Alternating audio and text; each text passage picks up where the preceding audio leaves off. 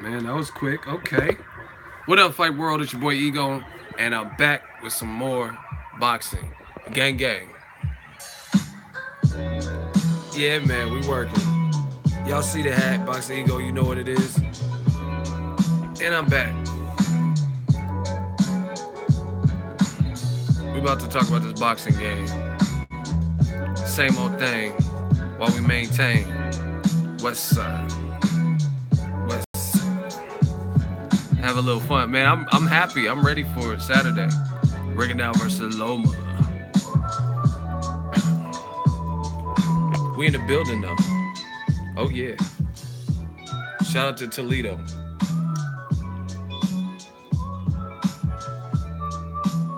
Man, this water that look good. Regolution. We gonna find out on Saturday.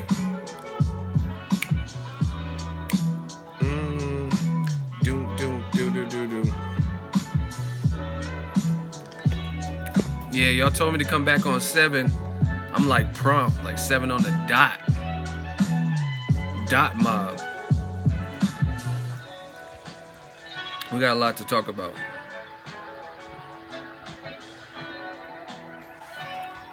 Virus in the Matrix. Y'all think the glitch is gonna be in the Matrix?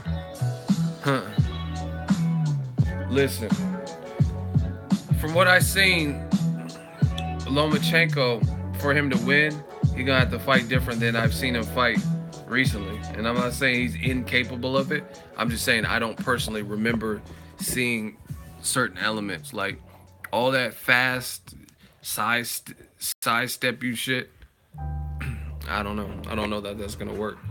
Cause Rigondeaux has at least speed that could keep up. You know what I'm saying? And like if Lomachenko's bop bop and then he moves, Rigondeaux's good too, so he can move too. From moment to moment. Thank you. And now, Atlas loves Loma. That might be why he's off the telecast. We probably gonna do a hot seat. It's coming. A lot of people like to disagree, and then when it comes down to it, they ain't talking about shit, and they can't. So, like the dude earlier said Jacobs cheated, and he weighed 190, and I'm like, how do you know? He said, I don't know. What?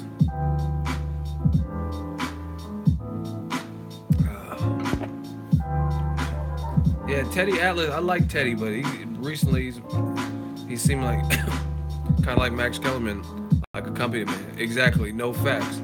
New media, we try to deal with the facts as much as possible. Like, obviously, certain things you can't. Like Rigondeaux and Lomachenko, I'm just giving you my insight and my thoughts on the fight. I can't give you facts per se because the fight hasn't fucking happened. But I mean, if I'm gonna accuse someone of weighing 190, then it's gonna be based on something. Not just I just randomly guessed a weight. How'd you land on 190? Why can't it be 186? You know what I'm saying? You just randomly pick the number.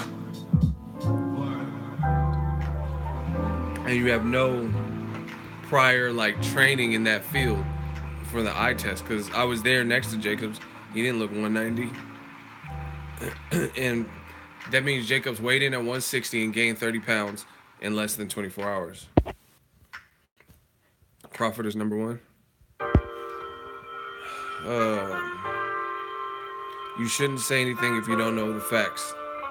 Yeah, I agree with that.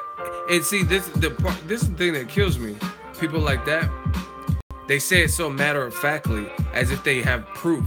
Like, oh, he said Jacobs is a fucking cheater. He weighs 190. Like, the way you're saying it, you're making it sound like you know something I don't, so please enlighten me. And then I asked him, and I don't know. You know what I mean? It'd be one thing if you like, I have my speculations that he weighed more than that. Like, I mean, realistically, since we're speaking, I have speculations about Pacquiao. I really do. I have speculations about Pacquiao moving up 8 divisions, just like Paulie Malignaggi. I have speculations, but I mean, I can't prove it. I can't say what he was doing, you know what I mean, until it comes out. But I mean, I definitely have speculations and concerns because that's just not natural. You know what I mean? And I understand God makes special people like Usain Bolt. He's incredibly fast or whatever, but you got to make it in perspective. Like, look at Roma Chocolatito. Roma Chocolatito can't even move up 3 pounds without getting fucking stopped. And that's his 4th division, if I'm not mistaken. You know what I'm saying?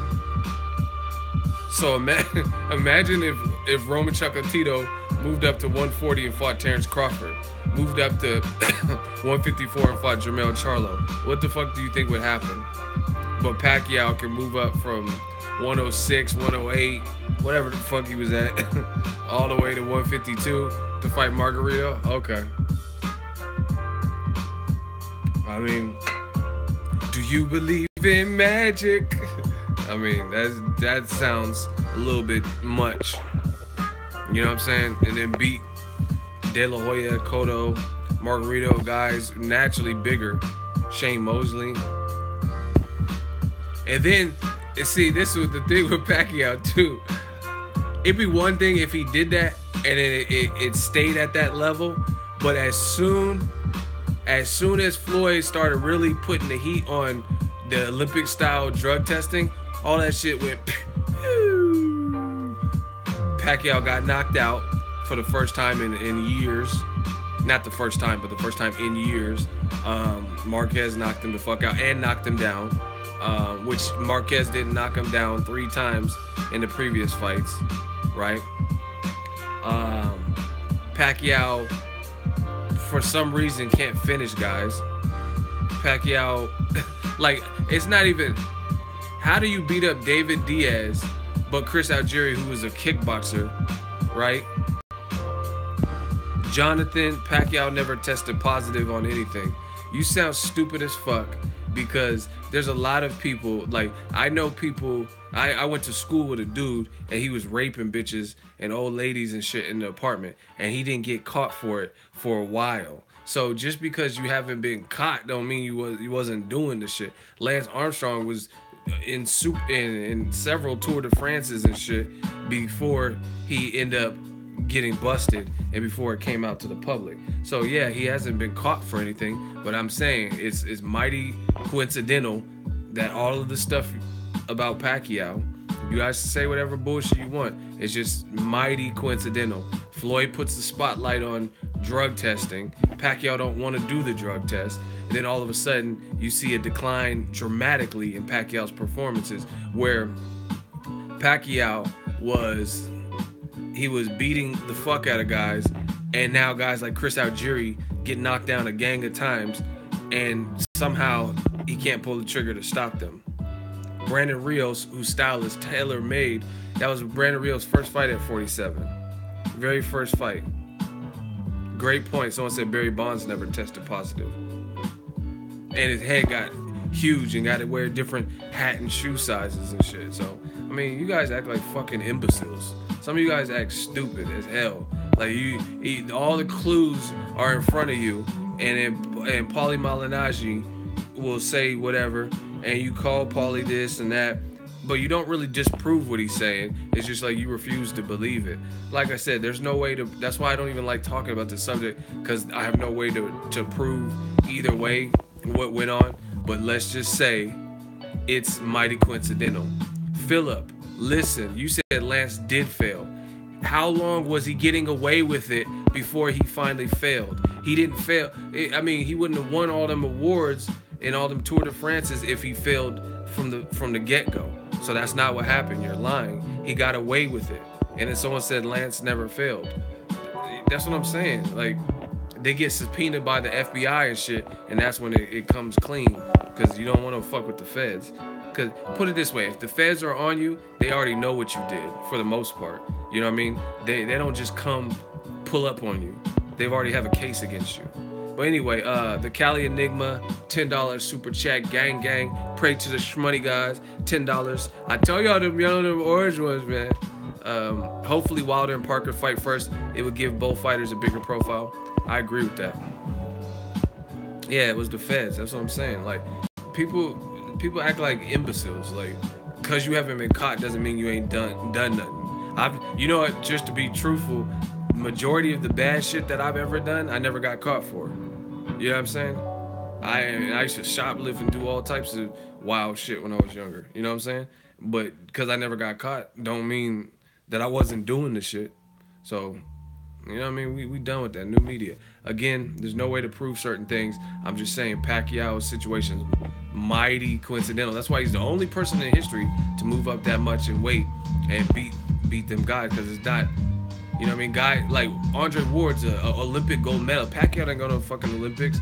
Ward went to the Olympics, got a gold medal at light heavyweight. He fought against Kovalev, his third fight, so he has a little bit of time to acclimate, and he still got knocked down in that fight.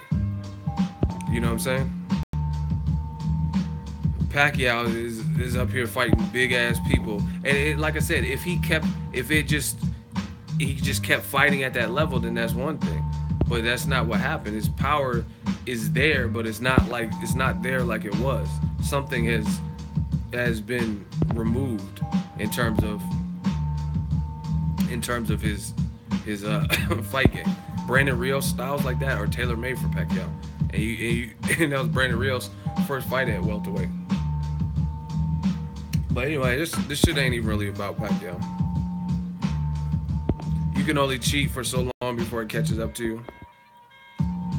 Yeah, and see, that's the other thing. Besides the speculation shit about Pacquiao had a lot of weight advantages in his fight. Catch weights, making De La Hoya come down, and him moving up when he was fresher. Tim Bradley moved up. He only had like one fight at 47 and moved back down to 40. Brandon Rios coming off of a loss, moving up to 47. Algieri moved up to a catch weight that he had never been to. You know what I'm saying? So it is what it is. But anyway, fuck this Pacquiao talk. Y'all get me sidetracked. Let's do a Boxingego roll call. I just like to know where y'all at, where y'all from. Drop it in the comment section. Where y'all at? Where y'all from? Yeah, I mean, the whole situation is suspect. Someone said Freddie Roach. Shout out to the Ukraine. Freddie Roach said Alex Ariza was putting some fucking Jamba juices together, and he was like, "What's in that? I ain't telling you." I mean, the fuck? I mean, that alone, the fact that you're even dumb enough to admit that is speculation. That's gonna create speculation. Shout out to Yay area, Vegas, Brooklyn, East Oakland, Miami, Mesa, Arizona, San Angelo, Texas, Chicago, Charlotte, North Carolina, Lake Charles, Louisiana, San Diego, Dallas, Long Beach, San Antonio, South Central, LA, Stockton out here. Yeah, man, we out here. But yeah, that Freddie Roach shit sound real spec. That sound crazy. What's in them drinks? I ain't telling you. Shout out to Sweden. All right, we'll do another roll call at the end. Y'all want to talk about the unifications at heavyweight? Rigo, Loma? Which y'all want to talk about first? Shout out to Milwaukee. Milwaukee. Nah, I don't even know what Milwaukee's like. That sounds kind of cool. Canada. All right, so let me let y'all know, man. I was on World Boxing News website. Shout out to them. And it said Joseph Parker versus Deontay Wilder, unification, a threat to Anthony Joshua plans. Now here you go. You guys see that? Listen. Listen. Who knows about net neutrality? Has anyone studied up on net neutrality? By show of hands. But obviously I can't see your hands, so just put yes or no. Who knows about this net neutrality deal? Yeah. I have, yep. Now, can somebody quickly define net neutrality? No. Some people yes and some people no. Okay, so net neutrality. See, y'all gotta listen. Boxing is dope.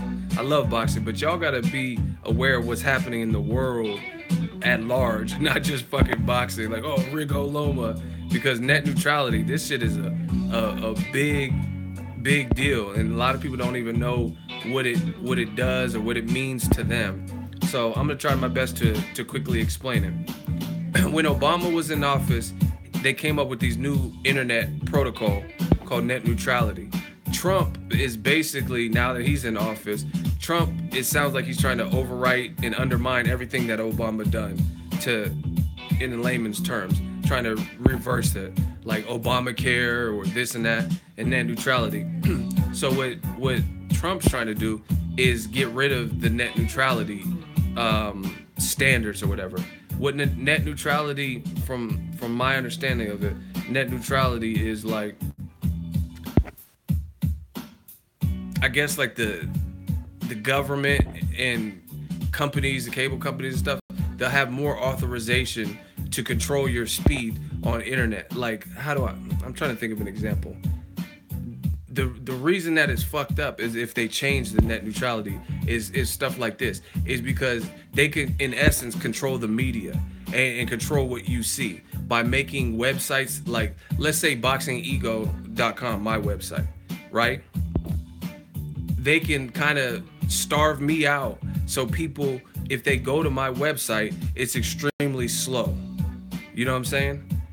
And it's extremely slow and laggy and all types of bullshit. So obviously that's going to take down my bounce rate and my traffic with the website, because it's becoming a complication for you to go to boxingego.com, right? However, the other companies, like let's say there's a company called Boxing Now or Boxing R Us, right? And they're in good, then they're going to have fast speed. So by default, people are going to have to go to those places because they can't get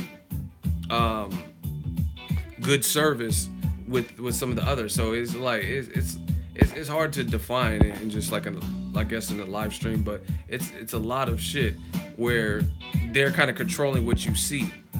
Bandwidth toggling, that's a good word. And like even like let's say Netflix. A lot of people love Netflix, but Netflix fucks up the cable companies. I personally know people who work a lot and they got rid of their cable because they have Netflix. They're like, I don't really need cable. I got Netflix and Hulu. So hypothetically, the cable companies could kind of lash out and make Netflix like kind of control what you see and the speeds in which you see it at, to the point where you're gonna be like, man, this sucks. Netflix sucks. I can never get on. It's always buffering. Woom, woom, woom. And then you, by default, you're gonna probably want to get cable again. So it's a way for them to fuck up the internet, to be honest. You know what I mean? Because they'll be able to control speeds and ration out the speeds to different sites. It's just a whole mess, and I don't see how it would be beneficial. You know what I mean? So it's really like some kind of like some mafia shit. You know what I mean? If the people who are paying, then they're gonna get the royal treatment, and then the people who can't afford to come out of pocket, then they're just fucked over with slow speeds and all that. In essence, that can kind of control what you see. Like Donald Trump does a lot, where if someone says anything bad, even if it's factual, they say something bad about Trump or his administration, then he calls them fake news. You know what I'm saying? So he can in essence kind of control the media. But if you can control what the people see and make sure that Fox is the only one with good internet speeds and was able to get shit out fast, then you're kind of controlling the media. It's kind of like a tyranny if you think about it, because now you have to go to Fox News to get your news. You can't go. But anyway, the reason I brought up net neutrality is because the part of what makes the internet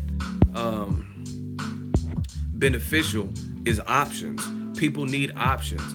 If, like, let's say there's a pizza place in town. I got several in my city. You know what I mean? I can go to Domino's, Pizza Hut, Round Table, Pizza Guys, Scenarios Pizza, etc. But if you take that down, and Round Table is probably one of the more expensive places, Amici's or Round Table, without that without that competition, then Round Table could charge whatever the fuck they want to charge, because they're the only pizza place in town.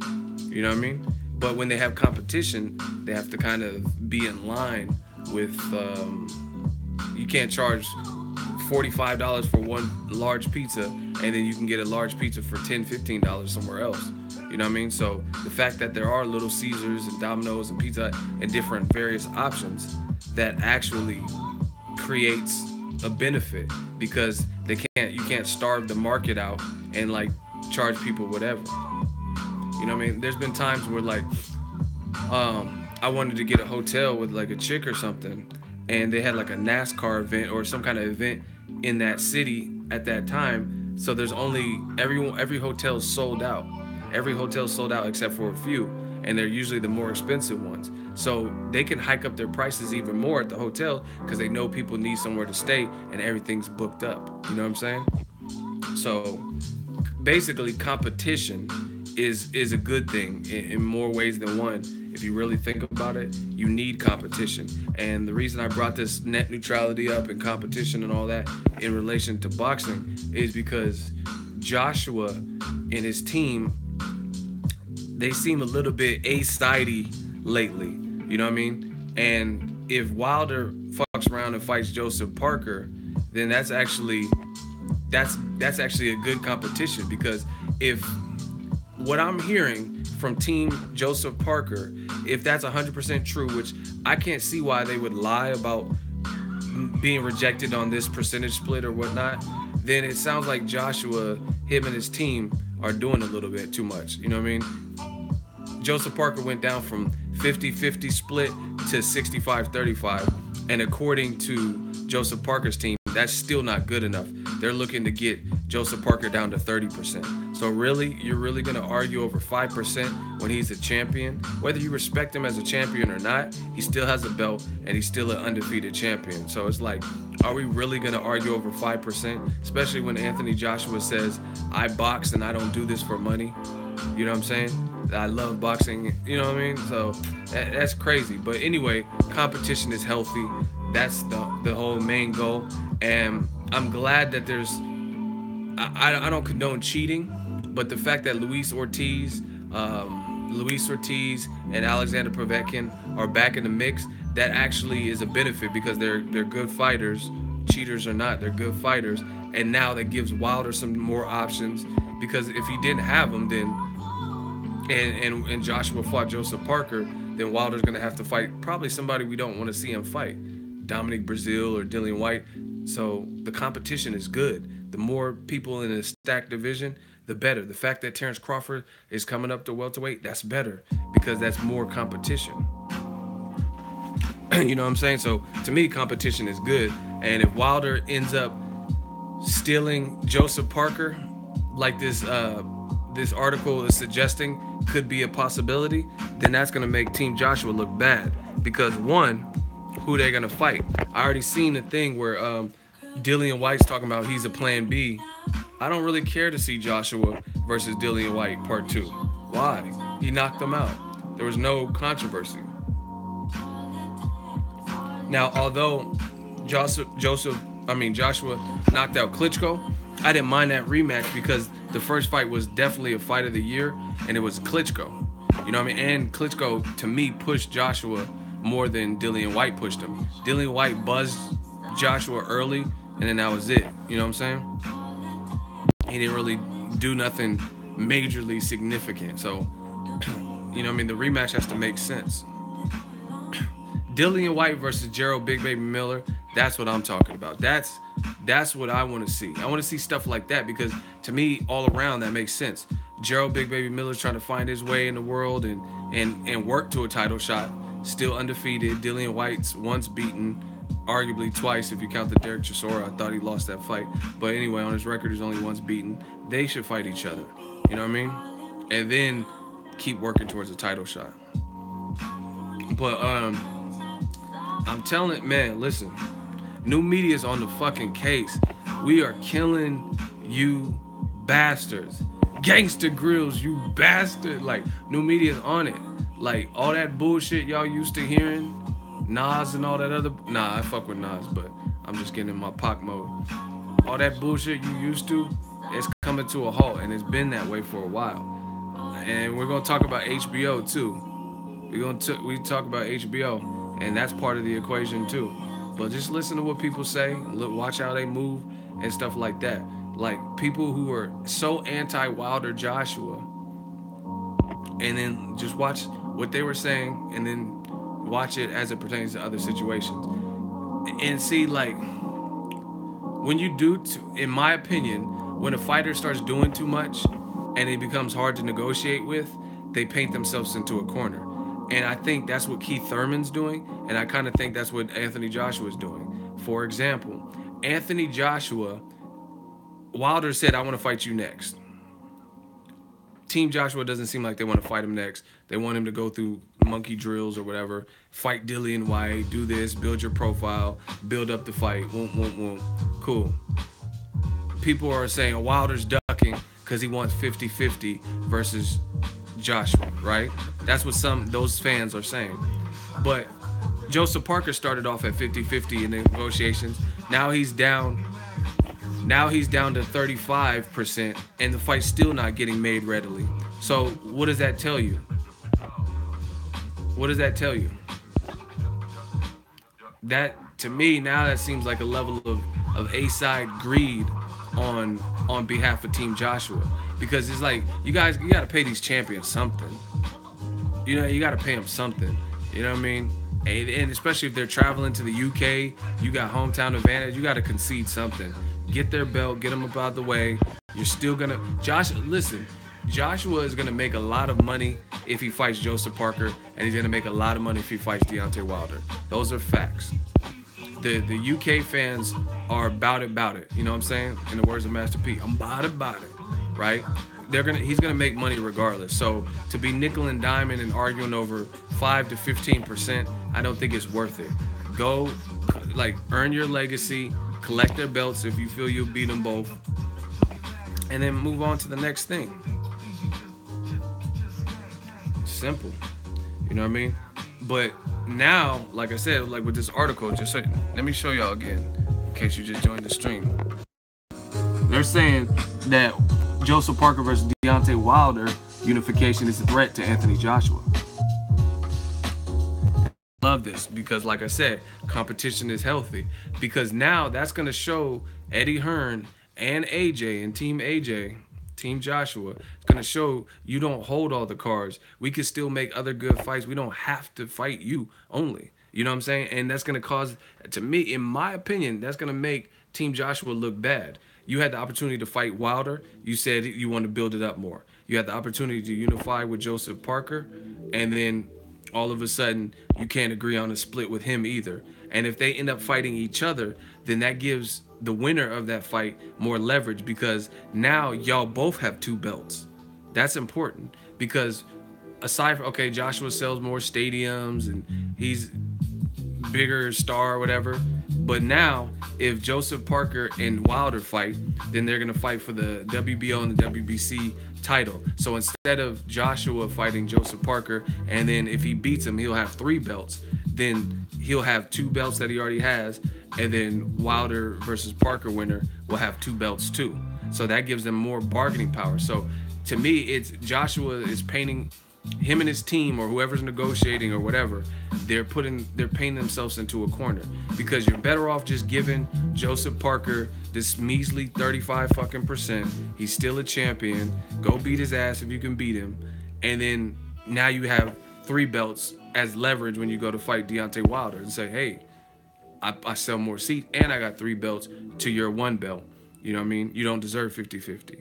But if you let Wilder beat Joseph Parker, now he got 2 belts, and that gives him some leverage and credibility, because at the end of the day, Joseph Parker, no matter what you think about him, he's undefeated and he's a champion. So whoever beats him, if they beat him, will give him clout, because you unify with the champion, period. So, I mean, to me, Team Joshua's kind of playing a deadly game, because it seems like they're getting greedy with this A side. And I tell you guys all the time, if boxing really wants to play this fucking A side game, like everybody's just automatically Floyd Mayweather, then it's gonna be terrible for the sport. Because at the end of the day, listen to me carefully. Nobody at 160 can can match what Canelo has done in terms of monetary gain, live gates, big events, sold out arenas. No one at 160. Name one person at 160 that can match Canelo's accomplishments at his age and all that. Name one person. So if you go stat for stat, line for line, Canelo has done less than them. Name one person at middleweight. Demetrius Andre, he's not even fighting frequently. He's never sold out 51,000 people in Texas or anywhere else that I know of. The closest name to Triple G is 160 is Triple G, and it's not even close. Exactly. It's not close because Triple G in his outings, not with Canelo, he did like less than 200,000 pay-per-view buys with Jacobs and Lemieux. Canelo was doing 300 plus 300 to 400,000 with Angulo coming off of a loss versus Edeslani Lada, he was doing like 375. With Cotto, he did almost a milli. With Floyd, he did like 2.2, 2.3 million. You know what I mean? There's no one that can match Canelo's accomplishments at 160 or even 154 because he just, the way he was marketed or whatever, his star power, you can't. I'm not talking about can anyone beat Canelo, because there's guys that might be able to beat Canelo. I'm not talking about that. I'm talking about if you're looking at pure star power and pure accolades and monetary gain, live gates and accomplishments, nobody can say that they've done what Canelo's done in terms of that arena. So therefore, if everyone wants to play the game based on, hey, I'm the A side, I've done more than you, and I've done the livest gates and stuff, then boxing is going to be pretty pathetic because David Lemieux, Danny Jacobs, who else is at 160? Billy Joe Saunders, Triple G, Jamal Charlo. None of them can say they've done what Canelo has done from a star power perspective. So therefore, using that logic, that dumbass logic that the fans are using to keep Wilder and Joshua to not fight, using that dumbass logic, then Canelo don't have to fight anybody. He could just pick and choose whoever he wants because no one can match him in that arena. No one can match his accomplishments with Floyd. Triple G, someone said Triple G's the closest, but Canelo and Floyd did a crazy live gate and they did 2.2, 2.3 million homes when they fought on the one card. You know what I mean? Obviously the Lucas Matisse, Danny Garcia being on the card didn't hurt. But Triple G's never done that. Even when he fought Canelo, it didn't do anywhere near 2 million plus homes. So, you know what I mean? If people really want to do this, I'm the A side over everything and you have to surrender everything, then boxing is going to be very lame. Because there's going to be guys in different divisions where they can easily say, I've done this, X, Y, and Z, and I've had this accomplishment, so I don't have to fight you. You're not on my level. You've never sold out 51,000 people. You never sold out 90,000. You know what I'm saying? That's weak.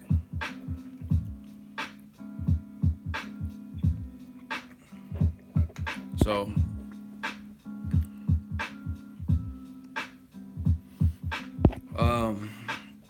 competition, bottom line is competition is good. And if Joseph Parker and Deontay Wilder end up fighting, to me, like I said, that makes Joshua's team look bad because you had the opportunity to fight this man and collect a third belt, potentially, and you let Wilder do it, or you let Joseph Parker do it, whoever wins. And I would favor Wilder over Joseph Parker.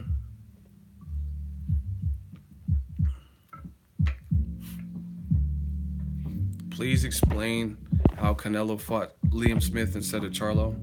I mean, there's nothing to explain. I'm not Golden Boy. I didn't make that decision. So I'm not explaining anything. I didn't call for that fight. I didn't want that fight. I didn't even know who Liam Smith, who the fuck he was. I thought he was the actor from Taken.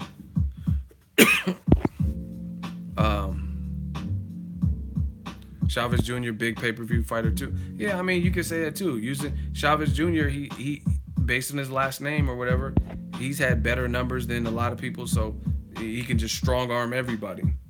Like, oh, my dad's a legend. I did this a million with Canelo and did this and that. But like I said, no good fights will get made. And that's what Keith Thurman's doing too. He talking about, I got 2 belts. No one else got 2 belts. I mean, that's cool. But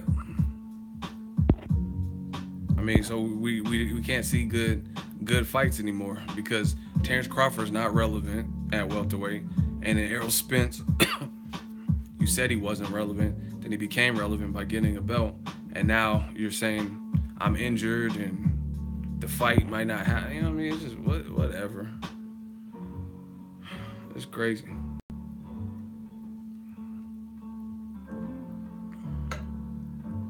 I would rather see Wilder Parker than Joshua White. Yeah, I mean, I don't really care about seeing a Dillian White Joshua rematch. What's the point? I mean, what has Dillian White really done since that point to where you're like, fuck, he's gonna beat Joshua in the rematch? You know what I'm saying? I haven't really seen that. I haven't seen him do nothing extraordinary. And to me, like I said, that's I really feel Team Joshua has to check the A-side stuff at the door. Joshua's a big star, no doubt about it, but doing all the extra is not, like, put it this way. Floyd Mayweather's A-side was so powerful, I've never, and you guys could correct me if I'm wrong, I don't remember anybody who was offered a Floyd fight that didn't take it when he became Money Mayweather. You know what I'm saying? Except for maybe Pacquiao, and that was some weird shit with the drug test. But, I mean, beyond that Pacquiao fight, the falling apart, there's not really anyone I could think of where they were offered, like, Robert Guerrero or Marcos Maidana twice. You know what I'm saying? Canelo, where they didn't get the fight done. And Floyd, some people call him a cherry picker, but why is he obviously... He's presenting deals, him and his team or whatever, presenting deals where the opponents take it. You know what I mean? Because I can't think of anybody who's like, nah, fuck that. Floyd ain't paying enough. You know what I mean? I'm not fighting him. So whether it was for the money or they just wanted the opportunity to face Floyd and possibly beat him, it seemed to always work out. Berto, I mean, none of those guys rejected the fights. But like with Joshua, it's weird because like, how come all of a sudden you had no problem making any non-unification? Now the two motherfuckers who are champions that will give you the most clout because they have belts and they say they want to fight you and they're undefeated with belts to at least bring to the table. Now all of a sudden these unifications with Wilder and Joseph Parker are so hard to make because of money. You know what I mean? They can't agree upon the money and it's the purse splits and all. Like, why is it so hard? I don't understand it. Why is it so hard now? But Dominic Brazil, the Dillian Whites, and Eric Malik, none of those fights were hard to make. So that's just my thoughts on it. I never seen Eddie Hearn so quiet when Team Parker came too. I mean, like I said, I asked the fans, we could do it again. Yo, we got triple digit viewers in this stream. Take a few moments to hit the like button. That stuff matters. The more likes we get, shows YouTube engagement, tries to put us on the first page, and I usually go longer. Without those factors, the streams will be shorter, so I can get back to regular videos. So make sure you guys always hold that down. Hit that like button. It takes a few moments. Listen, Wilder and Joseph Parker, no matter if you think they could beat Joshua or not, they're champions. They're bringing something to the table. Just with the undefeated record and a belt, that's bringing something to the table. You know what I mean? So it's like, okay, you say they shouldn't get 50-50, but 35%, that's like, really? 35%? Is that really asking too much? And they got to travel to you and risk their undefeated record, risk their belt, and try to unify. And Joshua, and see, this is the other thing, is like, some people, see, I like to flip it on y'all. Like Jay-Z said, nigga talk shit, I just flip it on ya. Sorry, Lance, I'm just trying to advance my quotes. So I'm gonna just flip it on ya. This is how I would look at it. If I'm the fighter, and it has nothing to do with fear, but if you're telling me this motherfucker is this massive global star and huge A-side, then pay me like he's that. That means the event's gonna be huge, and I'm gonna be a part of it, and it's gonna be a unification. So pay me like it. Point blank, period. So that's the reversal of telling the public how big of a star this person is. I mean, people are gonna be like, okay, if he's such a big star, then this is gonna be a big fight and it's gonna make a lot of money. So I want my cut. Period. You know what I'm saying? So that's how it is. These guys have families and mortgages and stuff like that. They're trying to get cashed out. They're not trying to let Josh. See, a lot of fans be on that bullshit, and if they were in the same situation, they wouldn't do what they claim they would do. Like, oh, just take shit money now, take the low money and get shortchanged up front, and then you could demand more in the rematch. Yeah. That's some bullshit, man. The fuck you talking about? Get shortchanged up front, and then you could just demand everything you want by beating that person in a rematch, or by beating the person and then getting the rematch. Yeah, man, fuck that. I'm not doing that, because boxing doesn't always work like that. Carl Froch versus Andre Dirrell. When did they rematch? That was a close fight. I thought Dirrell beat Carl Froch. When did Dirrell get a rematch? Oh, that's right. He never got a rematch. So fuck that. I'm not, man. It's a case-by-case basis. I'm not taking the short money up front, and then if I beat him and if the judges score it for me in a close fight or something, then I'll present all my demands and make all this money in the future, because you don't know when a rematch will happen or if it will happen unless there's like a rematch clause. And even if there is a rematch clause, you don't know exactly when that's going to happen. Yo, new media, man. A lot of you boys are getting killed. Talking about Errol Spence. Why is he fighting Lamont Peterson? Yeah. Well, I got a better question. Why is Jeffrey Horn... Ayo, Jeffrey, what the fuck you coming boffing me for? Why is Jeffrey... hardcore rapper, but he's Jeffrey. Why the fuck is he fighting Gary Cockroach? Yo, who the fuck... Is this Mark Wahlberg's little brother? Parked Wahlberg? Who the fuck is this? Honestly, I've never seen dude in my life. This fake ass Donnie Mark Wahlberg looking motherfucker. Who is that? Fucking fear and shit. It all could have been different, Mr. Walker. You should have let nature take its course.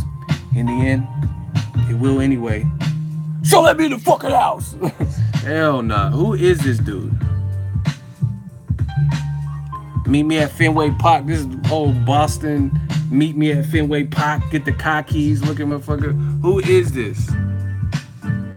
Honestly, y'all tell me. Listen.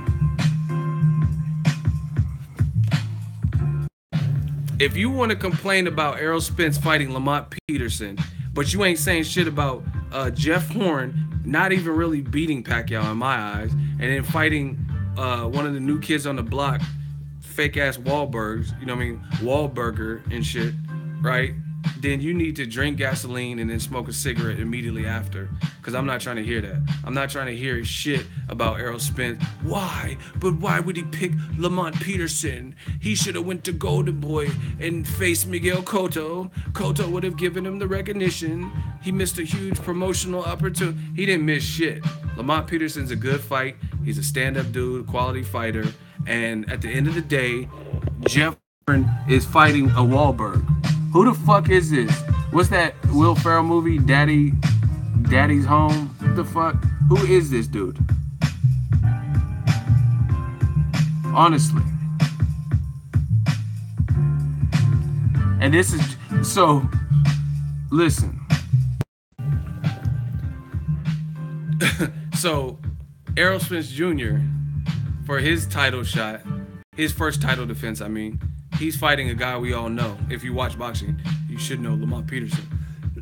Peterson been in there. Victor Ortiz in his prime, Tim Bradley, Lucas Matisse, Danny Garcia, Amir Khan. You know what I'm saying? Need I go on? Kendall Holt, Deary Jean before Terrence Crawford beat him, right? He fought that, I think that Puerto Rican drug dealer. I forgot the dude's name. Edgar or some shit. Right? Now you tell me 3 people Gary Corcoran has fought. I never even heard of that guy. Who Gary Corcoran beat? I think he fought Liam Smith or Liam Walsh and lost. But who else? Name 2 more. Name 2 people he beat. Or fought even. Fuck it. He didn't have to beat him. Aside from Liam Walsh or Liam Smith, whatever Liam he fought. Liam Williams, okay. So aside from him, because I gave you one, that's the bonus one. So you guys name 2 people he fought. Gary Cockroach. My name is Jeff. Who the fuck is Larry Ukundayo? See, y'all making up shit, man.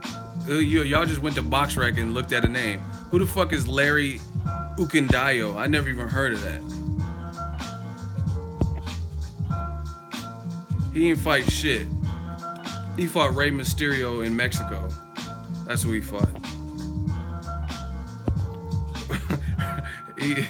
Rey Mysterio beat the fuck out of him, and Eddie Guerrero did the frog splash on his bitch ass.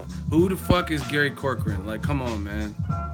Don't ever in your lifetime talk about who Errol Spence ain't fought when Jeff Horn is. Man, that's listen to his title. I mean, but see, this is what I'm talking about.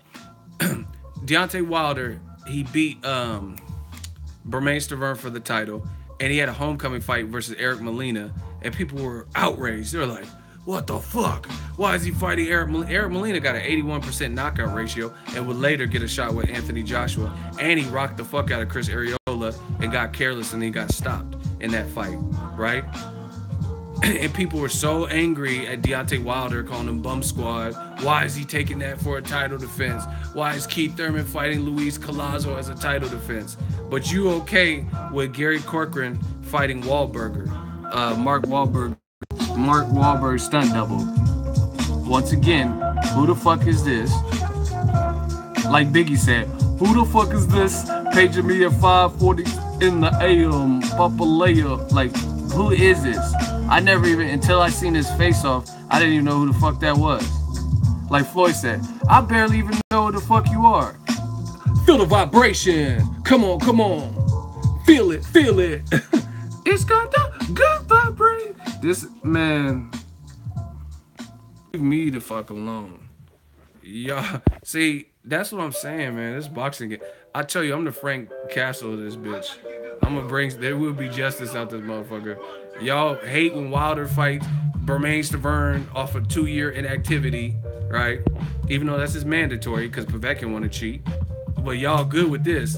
I ain't heard one slanderous video yet from Jeff Horn about fighting Mark Wahlberg stunt double, The Kingsman. What's that movie with Samuel L. Jackson? Kingsman. No one's complaining about that, huh? And Jeff Horn is a champ. See, that's what I'm saying. Some of y'all baby certain fighters, like, because you know Jeff Horn is limited and still developing, and he's probably still teaching summer school, and he's teaching on the side. Now all of a sudden you want to baby him, and you understand why he's fighting the caliber of opposition he's fighting. But people, those same people have the audacity to say, why is Errol Spence fighting Leonard Bundu? Why is Terrence Crawford fighting Felix Diaz? Who has he really fought? He fought an undersized Gamboa. Yeah. You know what I'm saying? But you don't have no problem with this, huh? Crawford moved up a division, and he's fighting Olympic gold medalists like Felix Diaz, John Molina, Victor Postal, whoever want that wreck, Julius Ndongo. You know what I'm saying? And he don't get credit for those. But all of a sudden, Mark Wahlberg stunt double, nobody's criticizing Jeff Horn for fighting him. Like, literally. That's cool if Jeff Horn later fights Crawford. I think he'll lose to Crawford. But look who he's fighting now, this year, his first title defense. You beat Pacquiao, right? Why do you have to have a fight? Where's Gary Corcoran even ranked at welterweight? Honestly. Y'all want to check? If y'all want to check, can I get a hell yeah? If y'all want me to check, give me a hell yeah. Shout out to the super chat. Hit that like button for free dollars. $5 super chat. Money gang. Y'all want to check? Okay. See, y'all want me Ace Ventura, boxing detective. Okay. Y'all want me to research this. Okay. What belt does Jeff Horn have? He got the IBF Or you got the WBO. Yeah, you got the WBO. Spence got the other one.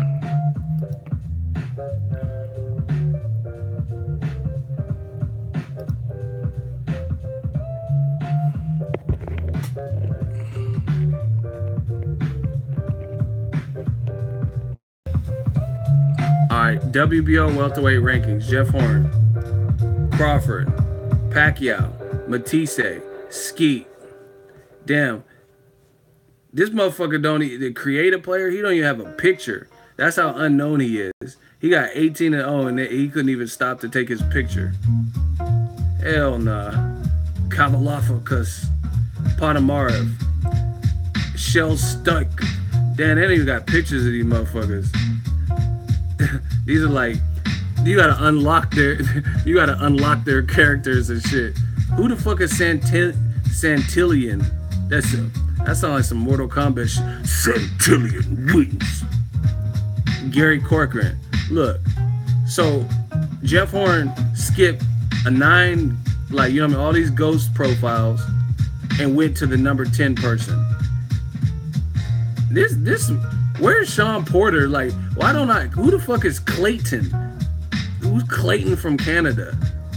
What is the WBO doing right now, yo? Who the fuck is Clayton? How are all these dudes undefeated? What is A, B, C, D, E, F, G, X, Y, Z, Elemental P? Who is this? Who is this A, B, C, Elemental P dude? How are these dudes all undefeated at welterweight? And how do you pronounce that? Abdul. I've never even heard of these dudes and they're undefeated. Who the fuck is Clayton Bigsby? Air. They're taking up all the white man's air. They think they're the best dancers.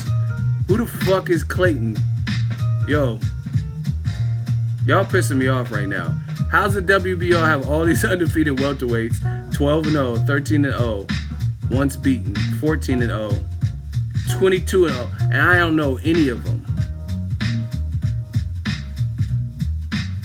Who the fuck is the 18-0? Look at Bradley Skeet, man. Come on, man. This shit is easy. I see why y'all want me to get to the bottom of this. I don't know any of them people. What is the WBO doing right now?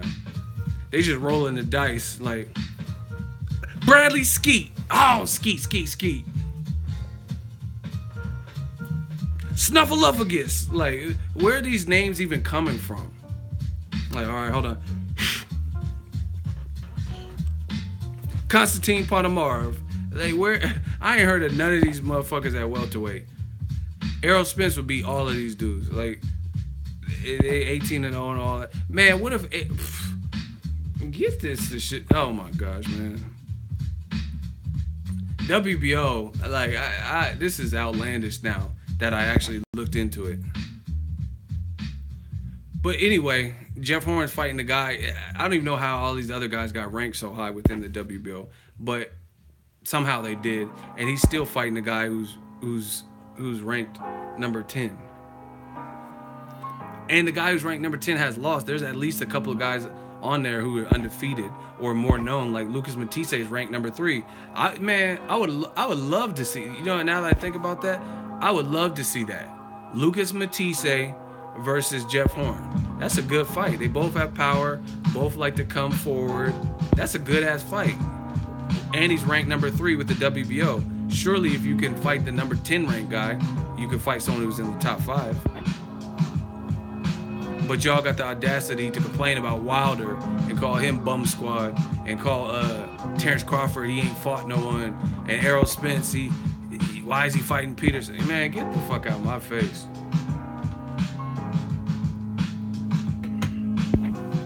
This shit is crazy. I literally don't know any of these people. Who is this? Snuffleupagus. I know Konstantin Ponomarev, but he ducked Errol Spence multiple times. These motherfuckers don't even have no glamour shots. Shellstucker, Santillion, Robinson. Like, they don't even got first names. It's like Madonna and shit. Ocampo. Who's Dan, yo? Like, hey, what's your name, man? What's your name, fam? Hey, they call me Dan, yo. Call me Dan, yo. I'm Dan from the Bronx. Dan from the Bronx. Call me Daniel. Who the fuck is Daniel? Fake ass yogurt ass name. Daniel. Who is this? Ledesma. ABD, the alphabet boy. Where is it? What flag is this? I don't even know what flag this is. I gotta study up my flag. Somebody tell me what flag it is. Where the fuck is he from? What flag is this? Can someone please tell me? I see this like Argentina, Canada. I don't even know what flag this is. And then your boy Clayton. Like, I hate black people.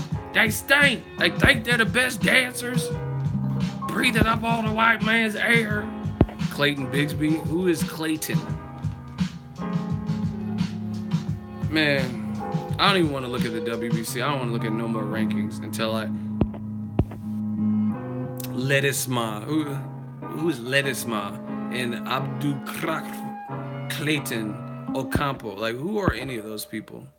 They think they're the best dancers. I smell nigger. Clayton Bigsby how did Clayton Bigsby get top 50? But I don't see Adrian Broner, Luis Galazzo, Sean Porter, no Errol Spence, but you got all these motherfucking Claytons and see like the WBO on that weird shit because it's like how is it every WBO champion and shit is with Top Rank and HBO and ESPN and shit like you never really see PBC fighters with that WBO strap. Name a PBC fighter that got the WBO. Name an Al Heyman. I'm trying to think. Name a WBO Al Heyman fighter.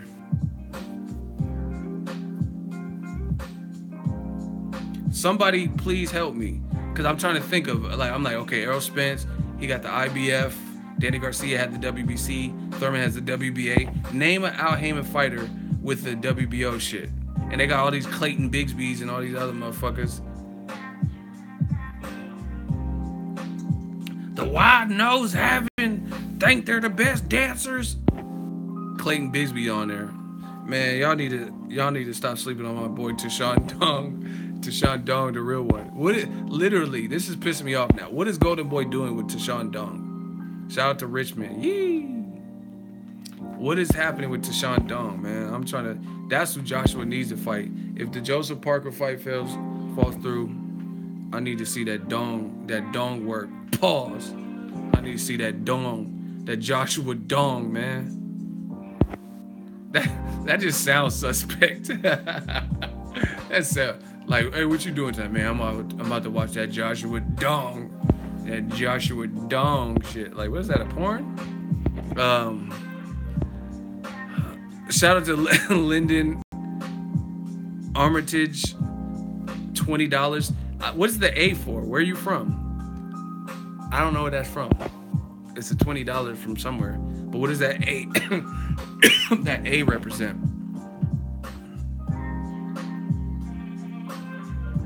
Is that African dollars?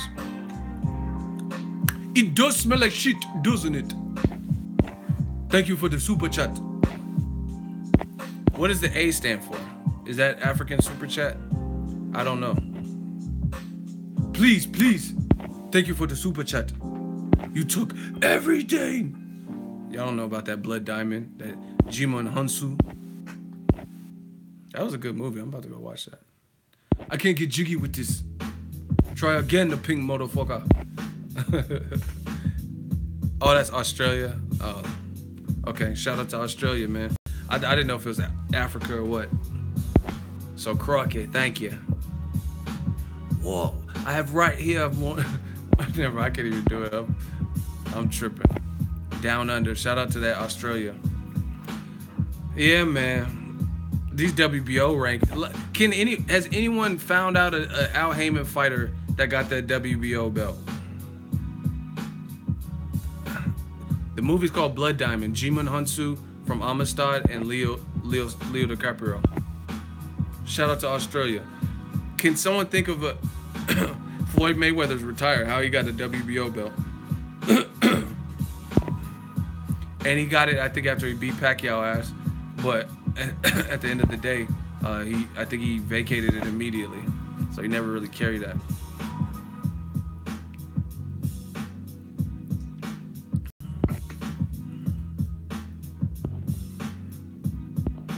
Leonardo Santa Cruz. Yeah, I think I messed up. I was about to mess up. Good catch. Yeah, man. So who the fuck is Clayton? Like I said, don't ever mention anything about Errol Spence. I don't care if Errol Spence fights Steve Harvey next. Don't tell me shit about that. If Jeff Horn is like, hey Mayweather, you want the walking stick or the glove? Huh? Like, that's how you know it's some bullshit. Listen. Y'all want me to go in? Can I get a hell yeah? If y'all want me to go in, my name is Jeff. If y'all want me to go in, can I get a hell yeah? I need a hell yeah, man. I'm about to go in on this shit. Listen. My name is Jeff.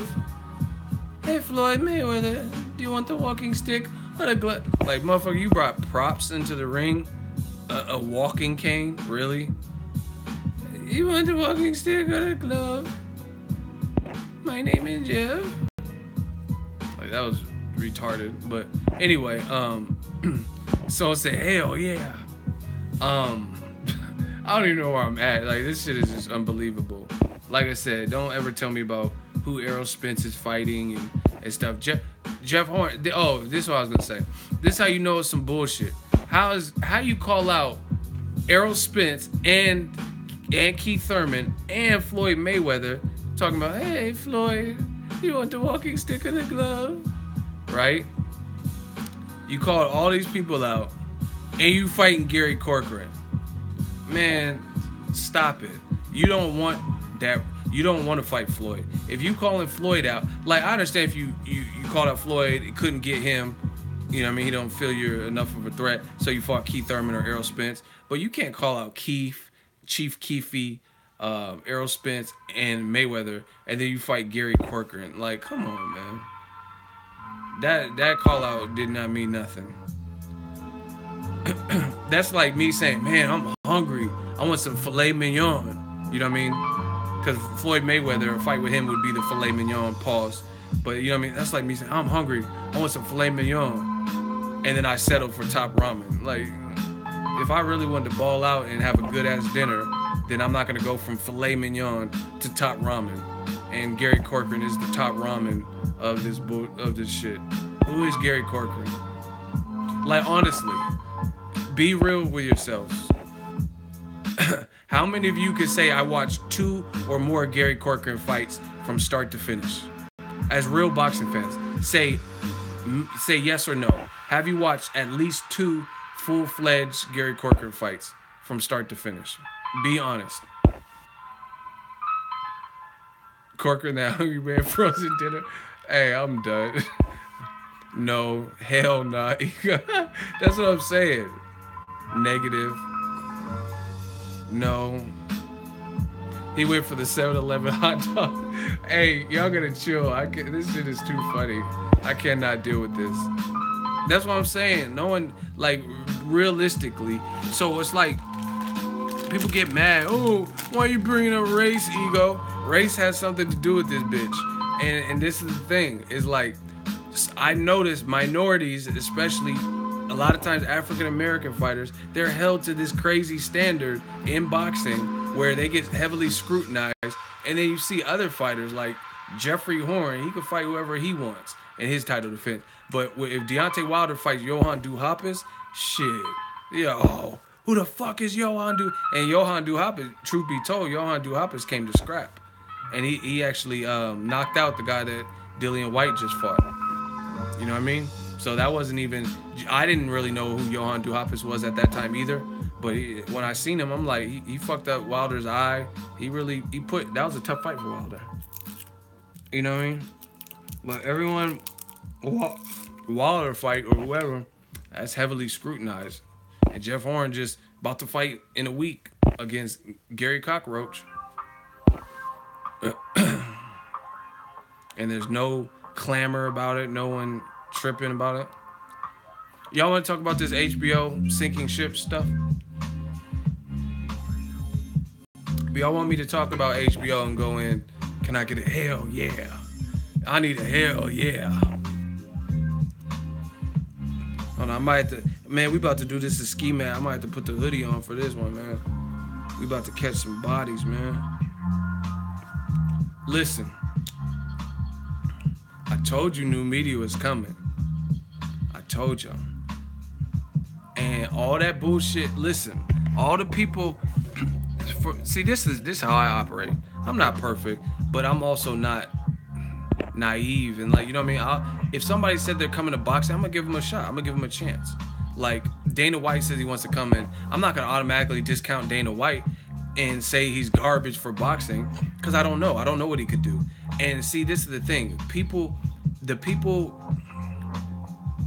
A lot of people wonder how like I got to this point, getting a verified account, 100,000 plus people, etc. on YouTube, and it's just really from consistency, grinding, and speaking from the heart, but being logical at the same time. A lot of other people just want to speak from the heart, and you listen to what they say, and the shit just don't add up.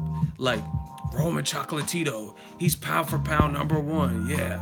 And then you see his career unfold in his last 5 fights. He did not look good against Arroyo. Carlos Cuadras was tough. Some people even thought Cuadras beat him, but his eyes were swollen shut. Then he loses to Sor Rungvisai controversially, but gets knocked down. And then he gets knocked out brutally by Sor Rungvisai and dominated, i.e. Holly Holm versus Ronda Rousey, where it's not just the fact that you got knocked out, that can happen, but you lost every round leading up to the knockout. But this is who HBO said was pound for pound. That's what I'm saying. And there was people in YouTube channels that were really riding with that. You guys have to have your own identity and be your own person and analyze, does this make sense to me? Is Chocolatito really the best I've ever seen? Or not even the best I've ever seen, but the best currently? Out of all these fighters, do you think Chocolatito is the last man standing in his division? When you got guys like Errol Spence, Terrence Crawford, Canelo, you know what I'm saying? Like, is is Chocolatito the best of the best? You know what I mean? And like I said, just listen to what they say then and now. Now people are they were riding with Chocolatito. He gets stopped, and now people don't act like Chocolatito never existed, and now it's on to Inouye. You know what I mean? Oh, Inouye, he's the one. They just bounce around. Notice the people I've been confident in, really confident, where I'm like really like, this dude is the future. Like he has a strong chance and a strong claim to be the future. I never had to backtrack. Terrence Crawford was one of those people. You go back, I show you videos from years ago, way before certain performances, where I was telling you Terrence Crawford was that dude, and I liked this kid. And I still am screaming the same thing. You know what I'm saying? I'm still screaming that MOB, money on top of boxing. But a lot of the other people be flashing the pans, like Shabransky. People were really saying Shabransky would beat Andre Ward's ass. And then there's some kind of tape of Shabransky knocking down Alexander Brand in sparring. And they're like, look, Ward didn't even knock Brand down, but Shabransky destroyed him. Fucking Shabransky will annihilate Ward. Shabransky can't beat Kovalev, who Ward beat. And Shabransky couldn't beat Sullivan Barrera, who fucking Ward beat. You know what I'm saying? It's not just about triangle theories, but what in your right fucking mind makes you believe that Shabransky would have beat Andre Ward? Like, honestly, what has he ever showed you? But like I said, people don't want to wait. That's how I know it's some bullshit and propaganda. Because they don't want to, like Bivol, he could be the best thing at light heavyweight. I don't know. But I got to see more from him. You know what I mean? I can't just say he's that right now. Just keep doing what you're doing, and then it's going to come within time, and people are going to take notice. But what HBO wants to do, especially, is they want to like, it's like they want to be first. Oh, Shabransky, he's it. You know what I mean? Chocolatito, he's it. They want to tell you it right now, and then when it don't pan out, they look stupid. So to me, HBO, I've said this for a while, their boxing program has been has been like the leader in terms of boxing, and over the years it's just been coming down and coming down. And then certain years like 2016, it's like nosediving. I'm like, wow, HBO was because HBO kind of got away from doing shit that made them, like the face-offs. You know what I mean? They weren't doing face-offs for every fight because budget cuts.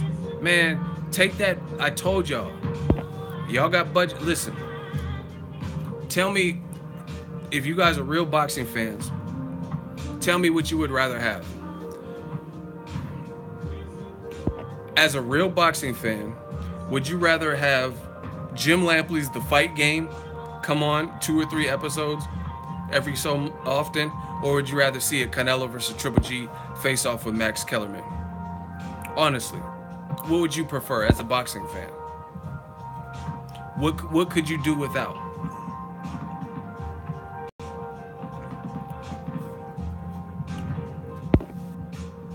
Exactly. My man Verinder.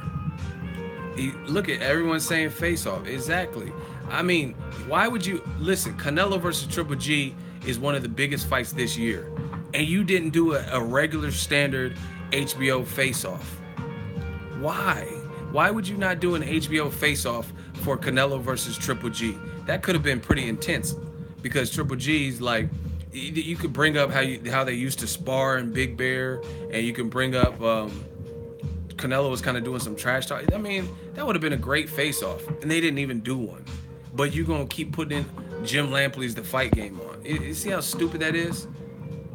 So it's like the HBO boxing programming, I'm telling you, I swear to you, I'm not trying to sound cocky, but HBO would be better off chipping out one of these YouTube boxing channels that have done it and have got, like me, I've got myself to this level, 100,000 plus verified, with no major backing, no cosigns. I wasn't even covering fights the first couple of years that I even did this shit. So I know a thing about the boxing game, what fans want, but they don't have people like me as their programming directors. You know what I'm saying? They have whoever, like business execs or people that graduated college or whatever, and they don't know what the fuck they're doing. They don't know what the fans want, and they're making these costly decisions, and they're spending money on budgets for the wrong thing. I'm telling you, I'm not. Anything I do, I put, like, if I'm passionate about it, I put my best foot forward. I could help HBO's boxing programming because I'm one of the fans. I be in the mix. I'm at the fights, taking pictures with people, right? And I know what fans want. I feel I do. And if I didn't, I mean, imagine, how did I get this far with no major backing? You know what I mean? So imagine if I had a couple dollars for a budget to work on programming and get inside these camps and stuff. You're going to do Jim Lampley's The Fight Game and Michelle Beadle, but you're not going to do a Canelo Triple G face-off. Or you're going to do a Canelo versus Amir Khan face-off, and we all knew the outcome of that fight, but you're not going to do a Canelo versus Triple G face-off. Like, honestly, how does that make sense? If you could do, even though it was different years, why would you do a Canelo Amir Khan face-off, and it was a weak-ass face-off, but you don't do one for Canelo Triple G?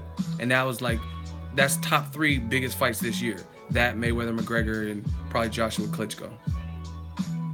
See how stupid that sounds? So clearly what Bob Arum was saying, I did a video about it, there's some truth to it. They got people in place, and I don't know if they know what they're doing. You know what I'm saying? I really don't. I don't know if they know what they're doing when it comes to boxing shit anymore. And the thing is, they got high quality, like their cameras, their video editing. I love Liev Schreiber as the narrator. But what's my thoughts on PBC? PBC's murdering HBO. That's my thoughts.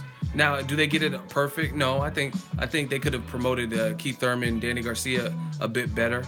Like, it was cool when they jumped in the ring after Danny Garcia's win, but it doesn't matter as much because they're still winning and they're still putting on a volume of fights. Some big, some middle, some massive, some smaller. Like Jean Pascal's fighting against that Egyptian power dude. That dude might send Pascal into retirement. and Luis Ortiz is going to be on that card. That's just a random Friday card. So PBC is murdering him. They're putting on better quality fights, more fights.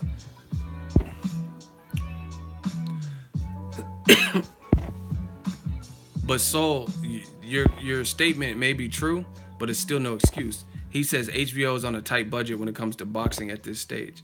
That might be true, but that's even more. Listen, let's say you have 3 kids and you have $20. If you have $20 and everybody's hungry and you got to feed them, then you're not gonna go somewhere where you can only get 1 meal and that's gonna burn the whole $20. Would you? If you have 3 kids and yourself and you only have $20, you're probably gonna go somewhere with the dollar menu or Taco Bell, somewhere where you can get the maximum amount of food for that $20 to try to give everybody a little something so they're full.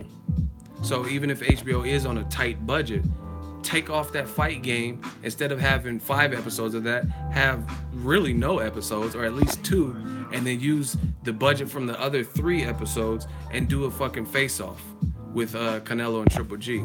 How about that? Ward Kovalev, they were supposed to do a face-off. There was some kind of wires that got crossed, and then they never did it. I mean, why would you not do a face-off for that in the rematch? Even if there was issues with the travel. And see, it was unorganized too, because HBO, if you want them to do a face-off, book their flight, book their hotel, and then make sure they're both there. Man, language barrier, that's an excuse. That's an excuse. Because if it was a language barrier, then why did Canelo do a face-off with Amir Khan? So Canelo had a language barrier then too, and they still did a face-off for the Amir Khan fight, but not one for the Golovkin fight. So that doesn't even make sense. You act like the language barrier, or see, another reason why what you just said is full of shit is because they did that HBO special with Max Kellerman, Roy Jones, had Canelo and Triple G there, and it's called Under the Lights or some bullshit, where they were watching TV or asking and answering questions. Nobody told you to do that. No one cares about that under the lights bullshit. People care more about the face-offs than they do that. They care more about the HBO 24/7s. And then they used to do 4 episodes of the 24/7. Now they do 2, if that. Sometimes they don't even do HBO 24/7s. So that language barrier is a cop-out. Are you excited for Lomachenko Rigondeaux? Of course. Of course I'm excited. That's a great fight. It's a historic fight, and I'm looking forward to it. So, yeah.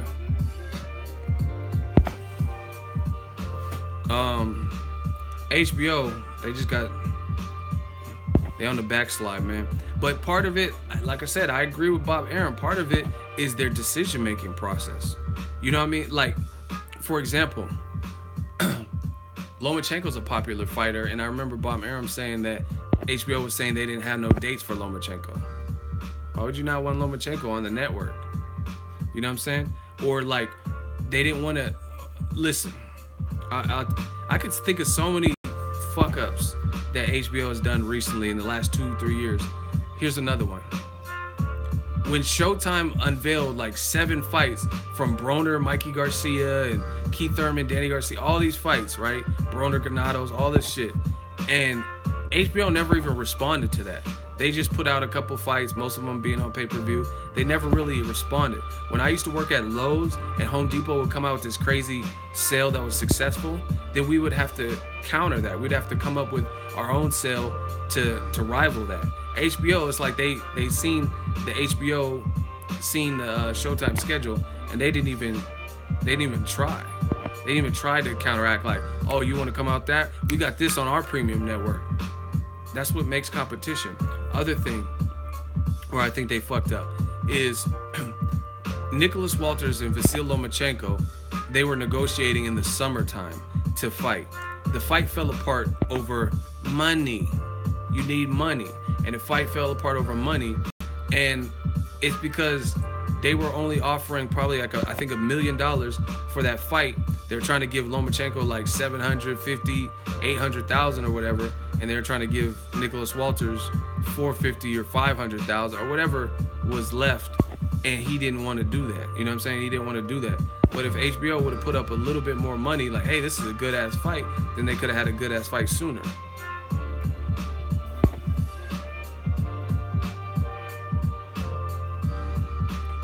You know what I mean? Fans really wanted to see that Nicholas Walters.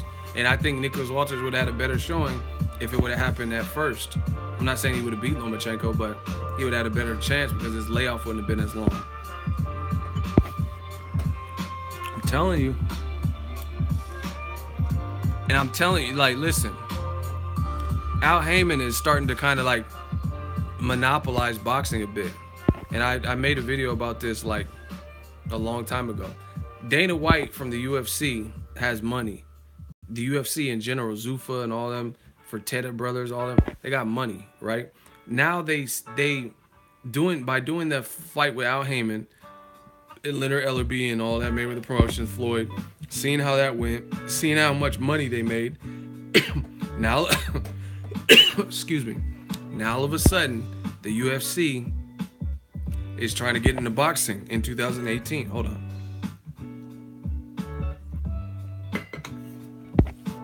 Now they're trying to get into boxing. Some of you guys don't think. This is why I'm telling you, I'm trying to give you guys game. Like, there's a lesson in here. And this is why, like I said, a lot of these other YouTube channels that always promote the same bullshit, Chocolatito's the greatest, and PBC sucks, and Al Heyman's cancer and all that. This is why they stay losing, because they don't look towards the future, and they're constantly wrong. Shabransky, he'll beat Andre Ward. You say all that dumb shit, and Shabransky can't beat people that Ward beat. You know what I'm saying? And he loses back-to-back in a small period of time. But you got to look at the future. And I'm just going to mark my words on this day forward. Dana White coming to boxing is going to hurt a lot of people, like HBO and Golden Boy. Here's why. Because De La Hoya, and you guys don't see the warning signs, but I've been seeing them, and I've told you about them. Mark this video, write it down, take a picture. I don't give a fuck. Listen what I'm saying here and now. So then when I look like Ego Stradamus, you'd be like, oh shit, fuck, Ego was right. I remember that live stream. Just listen. Dana White and UFC seen that there's money in boxing. You know what I mean? With the Mayweather-McGregor fight. Now they've already got the licensing or whatever. 2018, they said we're definitely coming into boxing. Now, who is Dana White? Who are his allies in the boxing world? He just did a fight with Al Heyman and Leonard Ellerbe and Mayweather Promotions. So that's his ally. That's the side that he's working with. Meanwhile, Oscar De La Hoya was doing all this shit to bash Mayweather McGregor and say how it was a shit fight and boycott it. And Dana White was going bad on him on TMZ, talking about, oh, Oscar needs to shut his mouth. And 1 minute he was saying he wants Canelo to fight Conor, and now he's hating on the fight. I don't know if he's cuckoo or what the fuck his problem is, but he needs to get off that. So if the UFC comes into boxing, most likely they're not working with Golden Boy. Bob Arum with Top Rank and Dana White hate each other. So once again, who do you think, whose fighters is Dana White gonna pull from? Oh yeah, that's right, Al Heyman, the guy who's a manager advisor, so he can't actually promote the cards, and he needs he needs promoters to put on the shows, like Lou DiBella or whoever the fuck out, Richard Schaefer, Ringstar. Al Heyman can't do it himself. So now Dana White is gonna have access, just like Lou DiBella, to putting on big fights with Al Heyman's stable, and it's gonna hurt HBO and it's gonna hurt Golden Boy even more, because Golden Boy, I think Dana White and Oscar had a good relationship, but then he started talking shit. De La Hoya kept running off at the mouth and trashing the fight. Then months later, he looks cuckoo because he does the ultimate hypocritical thing, and he now says that he'll fight Conor McGregor. So he just looks like a laughing stock. You know what I mean? So I think Dana White's probably going to be cool off him. Why would he want to work with Golden Boy fighters? And in addition, Golden Boy doesn't even have that many fighters. And definitely not that many fighters that are at the level of stardom, like Canelo. So, once again, you guys will see the patterns, mark my words. In 2018, if the UFC does what they said they're going to do, and they get into boxing, you're going to see him link up with Al Heyman. That's the strongest suitor for their cards, a big stable, They're gonna make money. He's gonna basically be doing what Lou DiBella does. You know what I'm saying? Lou DiBella holds it down in New York and all this shit, and puts together a lot of those New York cards. Broner Garcia, Wilder, Stavern, and then Dana White will probably be a West Coast dude and probably do a lot of the Las Vegas cards and probably do a lot of the LA cards. Y'all believe whatever you want. Ego Army. Remember who said it. and if they do that, if the UFC got dollars, I'm telling you, UFC got dollars. So if they do that, and see, like, this is the thing, Dana White, I don't know off the top of my head, but I think he probably has over 1 million people that follow him on Instagram. So him getting into boxing is big business because he has a different audience than other people. So he can easily get some people who are just like fight fans in general, and he has a different level of demographic or audience, or what's the word? He's just gonna expose them. He can expose a different audience to it, to what's happening in boxing. Whereas people didn't even care about. Let's say you're an MMA fan, you didn't really care about boxing. Now that you see Dana White's in it, now you might, because you know Dana White, you like Dana White, you like his cards. So now you might check. Oh, Dana White's he's putting together a fight with Errol Spence and Keith Thurman. What is this about? So I mean, the rating's on the wall, but y'all can believe whatever you want. All the people talking about Al Heyman is smart. I call Al Heyman Alonzo. I don't even call him Al Heyman anymore. I call him Alonzo from Training Day. When he had everything set up nicely for Ethan Hawke's bitch ass, and Ethan Hawke's like, "You been planning this all day? I've been planning this all week." That's how Al Heyman is doing. He's not doing interviews. He's not partaking in a little beef. Bernard Hopkins, De La Hoya diss him. He never responds publicly, but he's just working, sewing shit up in the background, lining shit up, chestnut checkers. Like, yeah, okay, you know I'm surgical with this bitch, Jake. And that's that. All the people who are hating, he's just becoming stronger and becoming a conglomerate. But y'all will see. Like, I really remember 2 years ago, people were saying Al Heyman was the cancer of boxing, right? And they're saying Showtime sucked and HBO. Now, where are those same people? Like I said, listen to what people say then and listen to what people say now. Where are those same people that said Showtime was horrible and PBC was putting on cherry-pick mismatch? Where are their channels right now? How many subscribers do they have? Look at their growth. Look at, their audience. They were all saying pretty much the opposite of what I've said. I was like, okay, PBC, I'm trying to see what they're doing. I'm okay. I'm open for this. You know what I mean? But a lot of people said the exact opposite of people like me and Dante's Boxing Nation and New Media. And like I said, VH1 style. Where are they now? Do they still make videos? How much money they making on YouTube? Where's their audience? Where's their growth? Because at the end of the day, people want to be surrounded by winners. People want to be surrounded by people who are in the know and who are getting it right more often than they're getting it wrong. A lot of y'all motherfuckers are getting it wrong and have been getting it wrong. You know what I'm saying? And the only people doing good are the people who are being realistic and being honest and stuff, and not like having this this anti. You know what I mean? Like, I never understood it with like with PBC. If you're a boxing fan, why are you so angry that PBC? I want to see, like Bob Arum said in his interview, the more the merrier. I want to see PBC do good, because if they do good, then that does good for boxing. More matches. I want to see Bob Arum work with Al Heyman. Why do I want to see him beefing? I'm a boxing fan. You know what I'm saying? But y'all, like I said, time reveals. Now, like I said, you can't even find that many people that are saying the same. Showtime is a sinking ship and HBO's killing it. You can't say that. And then on top of that, Bob Arum did it wiggling, and he took his fighters to ESPN. So HBO is really hurt, because in my opinion, Top Rank has more of a ready-made stable of stars. Like, you know what I mean, Shakur Stevenson, Vasil Lomachenko, Mick Conlon, Oscar Valdez, Gilberto Ramirez. You know what I mean? They got those guys like that. Bryant Jennings. You know what I mean? They're getting the guys with names and shit. already, and now they're on ESPN. So HBO once again is left high and dry.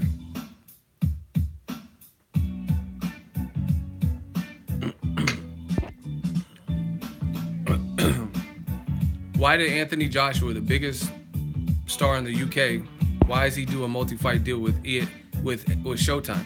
Klitschko had a multi-fight deal with HBO, but guess what? Klitschko's fucking retired. Klitschko's retired, so he's out the picture. Cotto was working on HBO, but guess what? He's fucking retired. Pacquiao, he was working on HBO, but then he moved over to ESPN, and he's borderline retired. So once again, who does HBO really have?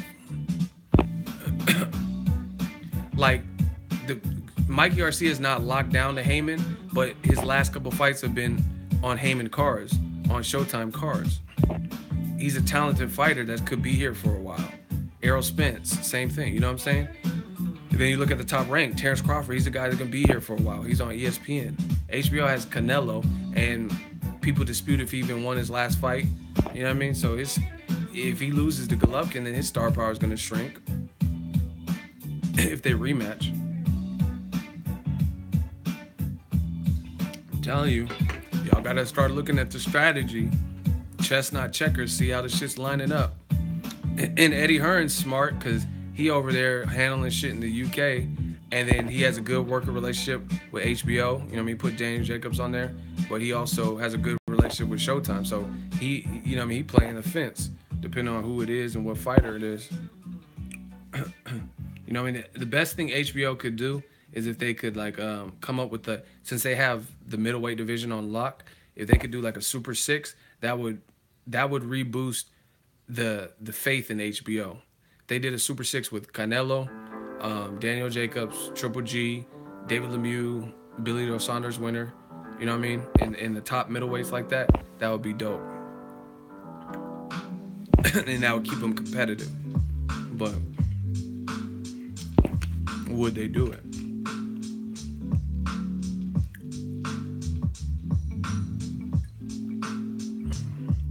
So, I'm just telling y'all, you gotta see how this shit's stacking up. What else is there? HBO need to sign Charlo. I don't think he would go over to HBO, but I don't know. Money talks, so maybe. Man, I'm excited for this Guillermo Rigondeaux shit and Lomachenko. Hey, see, I gotta give it to Bob Arum. I'm gonna tell y'all why. I give it to Bob Arum because whether you lie, I don't agree with a lot of what Bob Arum has said in the past and shit, but I'm gonna tell you, he's a Jewish businessman and he's about his bread. Bob Arum is going to do it wiggling and make adjustments to keep up and stay competitive in the market. Because look at it. Bob Arum was beefing with, like, when Golden Boy and Al Heyman were working together and Richard Schaefer, Bob Arum was beefing with them. And then Richard Schaefer left and Oscar wanted to bury the hatchet with Bob Arum. So they buried the hatchet for a short period of time and they put on, what fight was that?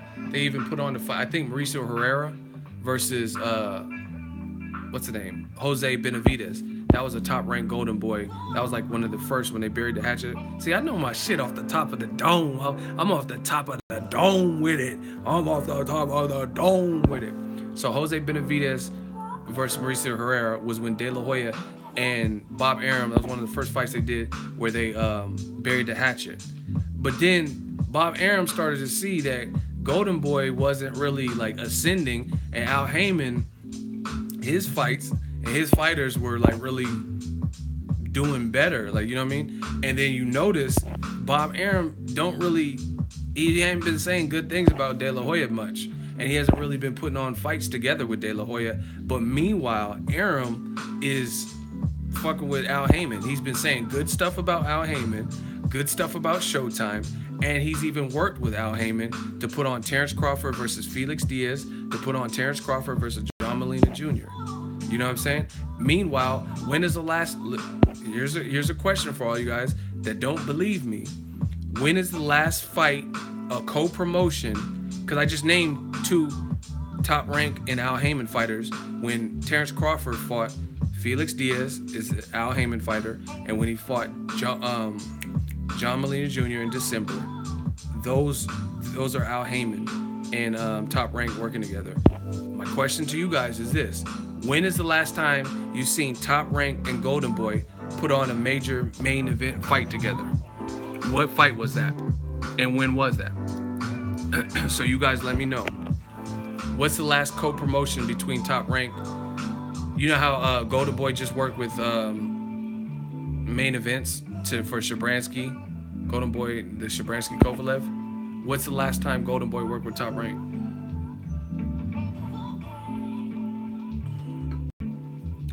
Not sure. Anybody? No one got the answer? You ain't got the answers. You know what I mean? Like, Top Rank worked with Rock Nation for the Rigondeaux Lomachenko fight. So my question is, when's the last time they worked with Golden Boy? Where you seen a Golden Boy fighter working with the Top Rank fighter in the main event? It ain't Ralph though. Y'all ain't been doing the education, man. 2014, we're about to be in 2018. Like, damn. It's been that long? See? Why can no one answer the question? We had all these fights in 2017, and y'all can't name one fight where the main event was a Top Rank fighter. Like, Canelo is a Golden Boy fighter working with the K2 fighter in Triple G. Name a main event where it was Golden Boy and Top Rank work together. The last one I just named was Jose Benavidez and Richard Schaefer, and that was a long time ago. I mean, Jose Benavidez and Mauricio Suleiman. SJ said, I'm lost. What are you lost about? I'm speaking perfect, clear English. What is there to be lost about? The question is simple. When have you seen Golden Boy Promotions, Top Rank, put on a main event together? I just gave you several examples. Golden Boy worked with main events to make main events fighter Sergey Kovalev fight Golden Boy fighter Vyacheslav Shabransky. So when have you seen that main event, a Golden Boy Promotions roster fighter and a Top Rank roster fighter in a main event? That's all I'm asking. See, no one can answer the question, which is proof of what I'm saying. That relationship seems pretty strained. But like I said, Bob Arum, he's a businessman. Be it cutthroat or whatever, he's going to do it wiggling. He's going to do it wiggling. I think it was Matisse versus somebody in 2014. Versus who? And in 2014, that's like practically 4 years ago. That's what I'm telling you. So I don't think Bob Arum and De La Hoya are really fucking with each other right now. And then if you look at recent interviews, Bob Arum has criticized De La Hoya. He's criticized Canelo and Triple G taking so long and shit like that. Matisse versus Postal. What year was that? Was that like 2014? When I don't remember. And that's a little bit different because that was a vacancy fight. They fought for a vacant WBC title. So you kind of have to participate. You look like you need a vacation, and you look like you need to get blocked. No more questions like that. You talk about I need a vacation. Why? For talking boxing? Some of you guys are weirdo. Like real shit. You need a vacation. What? Because I'm talking boxing? Get out of here. Yeah, I mean, even if you count Matisse Postal, which that might fit the criteria, how long ago was that? Block these nuts in your mouth? Yeah, you blocked for that.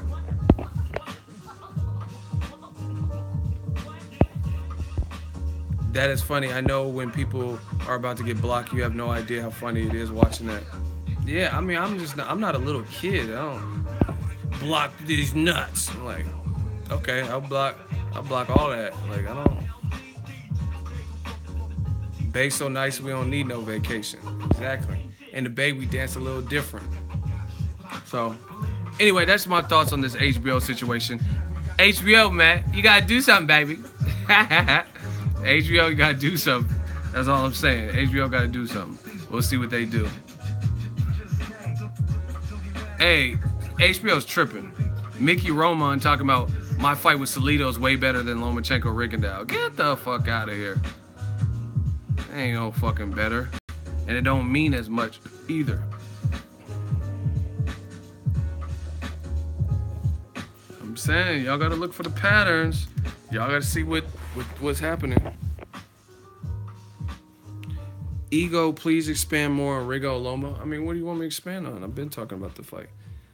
It's a great fight. I'm glad it's happening. May the best man win. I'm rocking with Rigondeaux. What else y'all want me to say? See, like, I mean, one of the main reasons why I'm picking Rigondeaux over Lomachenko is I really feel like I've only seen Lomachenko fight one way, and it's what he always does. It's like offensive aggression, or he's jumping in, sidestepping you, overwhelming you, making you fight at a frenetic pace, and just like kind of overwhelming you. And the guys don't know what to do. They don't know when to punch with that. They can't time that. And he, you know what I mean, he'll break you down, and you get discouraged. You get discouraged when you can't hit a guy. Now, see, this is the thing.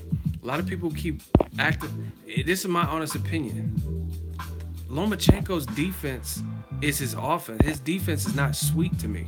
Like, it's not like when I think of Floyd Mayweather, Rigondeaux, Pernell Whitaker, Willie Pep, I think of a lot more. That I think of defense when I think of them guys. You know what I'm saying? It's like moving, evading, is what they're able to do. Lomachenko, it's like a sheer volume, and it's a keep your heart rate up, fast pace. So his offense, and people don't know when to punch with that, and as a result, it becomes harder to hit him. You know what I'm saying? But I don't think. Put it this way. Here's a good way to explain it.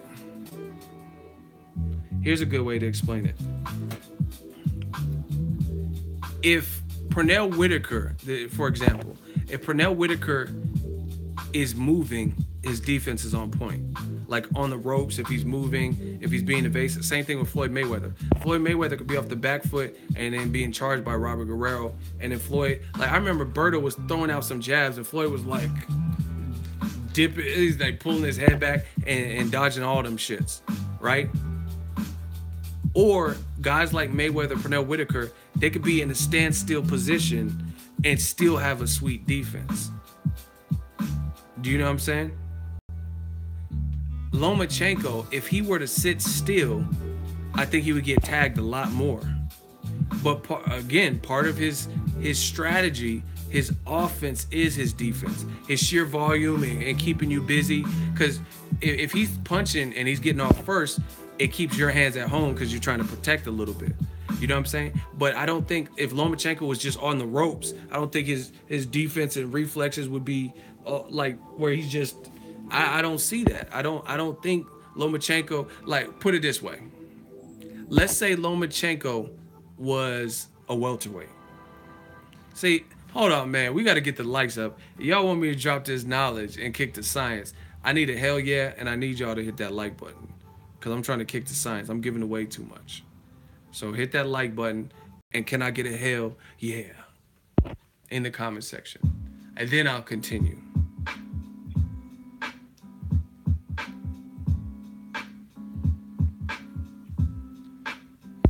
All right, y'all participating. I'll give you that.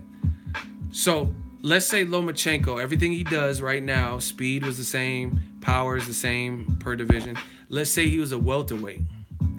Do you think Lomachenko could be on the ropes and do well against a Marcos Maidana? Like just be on the ropes and just be like rolling with punches and stuff. Do you think Lomachenko would do well on the ropes with Maidana? Maidana chopping and trying to throw everything the fuck that he can with the power he has. Would he be good? Fuck no. See, everybody knows. Everybody's saying it. They be like, nah, that doesn't make sense. But Floyd having an actual defense, Floyd could be on the ropes versus the Cottos, you know what I mean, who's a good fighter. He's gonna be on the ropes with De La Hoya, Robert Guerrero, Maidana, you know what I'm saying? And he can still like deflect shit and like dodge the shots. Lomachenko, he has like, to me, Lomachenko's style, he has to be dictating.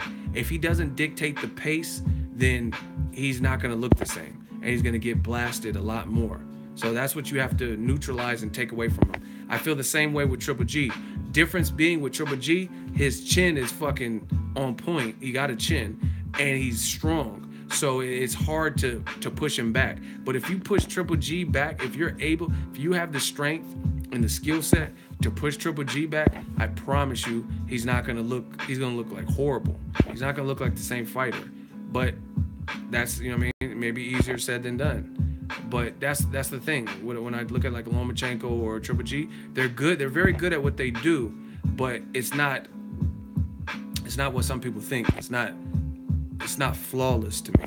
Like, I don't think Lomachenko has a flawless defense. In fact, Miguel Mariaga was coming up in weight. He had good punching power at 26, but he moved up 4 more pounds coming off a loss to Oscar Valdez, and he was able to mark up Lomachenko's face. And I don't even think that he was really even throwing that many punches. That's another thing. Andre Ward has a good... Andre Ward, that's why he's pound for pound worthy, because he has a good defense too. Defense matters, you know what I mean? Everyone keeps HBO. See, I said this a long time ago. What HBO was praising Lomachenko for and bashing Floyd for, I think will be Lomachenko's undoing. Maybe not against Rigondeaux, maybe with Rigondeaux. We're going to find out on Saturday, but definitely against bigger opposition. Like, I just seen Lomachenko said, I like Lomachenko, but he at one point says he wants to fight Terrence Crawford. And his own manager, Aegis Clemens or whatever, said that's career suicide. And guess what? I agree with Aegis. Lomachenko should never fight Terrence Crawford. He really shouldn't, because that would be a horrible look for him. I don't think he has the power that Crawford would have to respect so much. And I'm telling you, all that jumping in and shit, that's cool, but you can't do that with everybody, because guys like Crawford and Rigondeaux, they got timing, they got defense. So, you know what I mean, they're gonna, at some point, even if you're besting them with that for the first 3 rounds or something, they're gonna try to figure it out. They got heart and all that. Crawford's too fucking big for Lomachenko. He needs to get that. I don't even know if Lomachenko could beat Mikey Garcia. He hits hard. He hits very hard. And I think that's a bad look for him. I don't even know Lomachenko would beat Robert Easter Jr. Maybe. See, this is what I hate, because like, you gotta listen to what people say. There's a lot of people that, they don't like Robert Easter because he's associated with Broner, so they're not willing to listen to what you have to say. Some people don't like Tank because he's affiliated with Floyd Mayweather. Look at it on a case-by-case basis. You know what I mean? You can say whatever you want about Robert Easter, but him being 5'11" would be difficult for Lomachenko, because I know for a fact Lomachenko won't be the hardest puncher he's fought. He fought Denis Shafikov and Richard Commey. Richard Commey had like a 92% knockout ratio. You know what I mean? So if you think Lomachenko's just going to go in there and like pity-pat punch him and sidestep him to hell, I mean, let's see it. That's all I can say. They talk about Lomachenko might move up to 35. Okay, fight Robert Easter. Fight Mikey Garcia. I love those fights. I'm telling you, what you can get away. I mean, look at. I think Lomachenko is craftier than Chocolatito, but neither one has a renowned defense to me. And you've seen Chocolatito move up 3 pounds, and all that sidestepping shit didn't matter. All that punches and bunches and crazy offense, and I like to move and step to your side, that didn't matter. Chocolatito still got blasted by Sor Rungvisai. And you guys can disagree, say Tank's ducking. I think Tank has a chance to beat Lomachenko. Maybe he should get a couple more fights. I don't know. But based on sheer power, And if he goes for broke, even if he's being overwhelmed by Lomachenko, I don't know that Lomachenko has enough power to really rock Tank. You know what I'm saying? Tank's been in there with some real Gamboas and Devin Haney's before he was even a champion. So I really don't know that Lomachenko has the power. And like even if you've seen in the Fonseca fight, and I'm not comparing Fonseca to Lomachenko, but if Fonseca, let's say he was doing good, and Tank has equalizing power, and I'm telling you, Tank's explosive. He's explosive. So if Lomachenko stays in pocket a hair too long and gets hit with one of Tank be doing them crazy uppercuts and shit, where he's throwing like a madman and shit, and he already has the mean streak personality, I'm telling you, that Lomachenko, man, these fighters aren't invincible. Point blank, period. You know what I mean? And I think Lomachenko gets hit frequently. Once again, I'm gonna say it again. The biggest point of interest for me is the weight difference. I don't think Gamboa beats Lomachenko at this point, but pre-Terrence Crawford, maybe. That Gamboa that fought Salido and on him, maybe. But Gamboa right now, I don't think you can't even effectively beat Jason Sosa, so I don't think he can beat him at this point.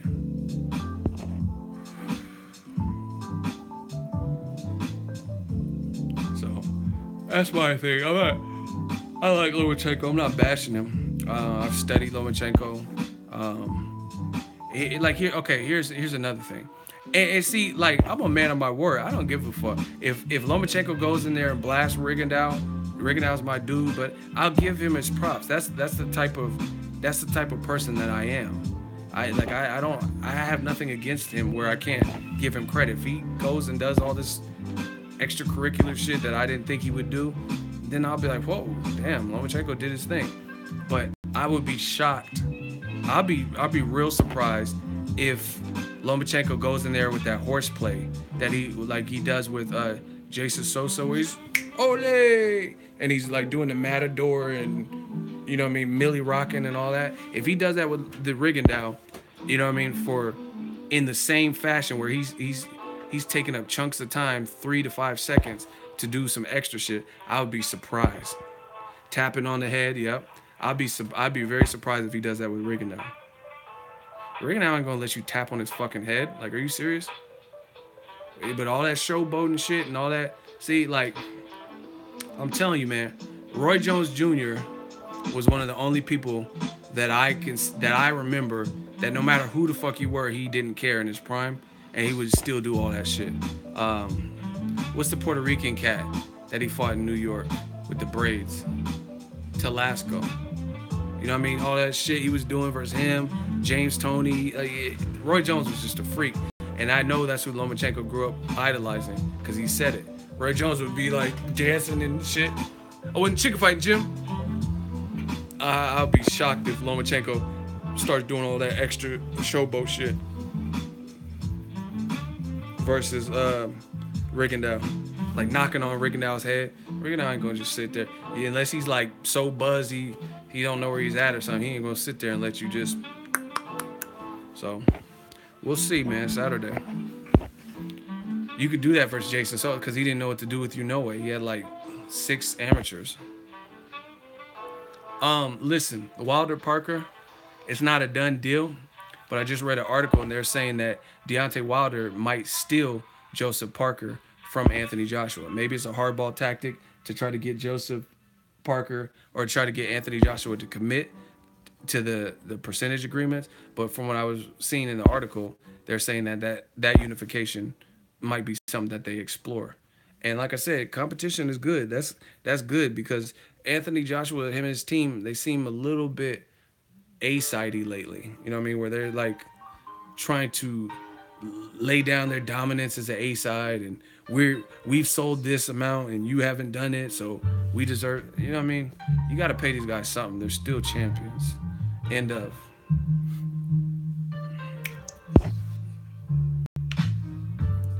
What's my final prediction? I just went over my prediction. I'm picking Rigondeaux. There's no no backtracking. If I'm wrong, I'm wrong. If I'm right, I'm right. I'm picking Rigondeaux. Everybody heard it. Rigondeaux. I think he'll win. I think Rigondeaux has more skill. I think what Lomachenko does is skillful, but I think it tends to work better with guys that don't know what to do, like guys who don't have his level of confidence, his level of amateur experience, all that movement and stuff. There's a way. No matter what you do in boxing, there's a way to neutralize it. If somebody has a tough chin, maybe go to their body. Usually you don't have a tough chin and a steel gut. You know what I'm saying? If someone has speed, you time that speed. Danny Garcia versus Amir Khan is a classic example. Ego going to eat crow on Sunday watch. See, once again, you don't ever see me. Do you see any sweat coming off me? No, you don't. If I'm wrong, then I'm wrong. Like, you guys act like, do you understand? YouTube pays me regardless. If I'm right or wrong, I'm getting paid regardless. I'm gonna enjoy my Christmas. I'm gonna enjoy time with family. Probably try to find a way to give back. So, I mean, y'all do too much. Ooh, you're gonna eat crow. If I'm wrong, I'm wrong. It's not the first time, won't be the last time. I don't think I'm wrong. I think Rigondeaux will win it. But if he doesn't, he comes up short, then that's what it is. So, you guys, like I said, y'all, I don't know, man. I guess it's different when you cover the sport as opposed to, I'm not a fanboy. I don't just buy boxer merchandise when I meet these guys. I'm not all googly-eyed and begging them for pictures and stuff. So my experience is different. If I'm accurate with my prediction, then I'm accurate. At the end of the day, I'm an alpha male and I'm confident that at the end of the day, more of my predictions have been right than they have been wrong. So this is just another one in the hat, another cap in the hat. I'm picking Rigondeaux. If anybody don't like it, oh well, deal with it. If I'm wrong, then I'll deal with it by saying, bravo, Lomachenko, you did your thing. Unless it's some bullshit, like where it's the wrong person wins or something on the cards. If he wins fair and square, then it is what it is.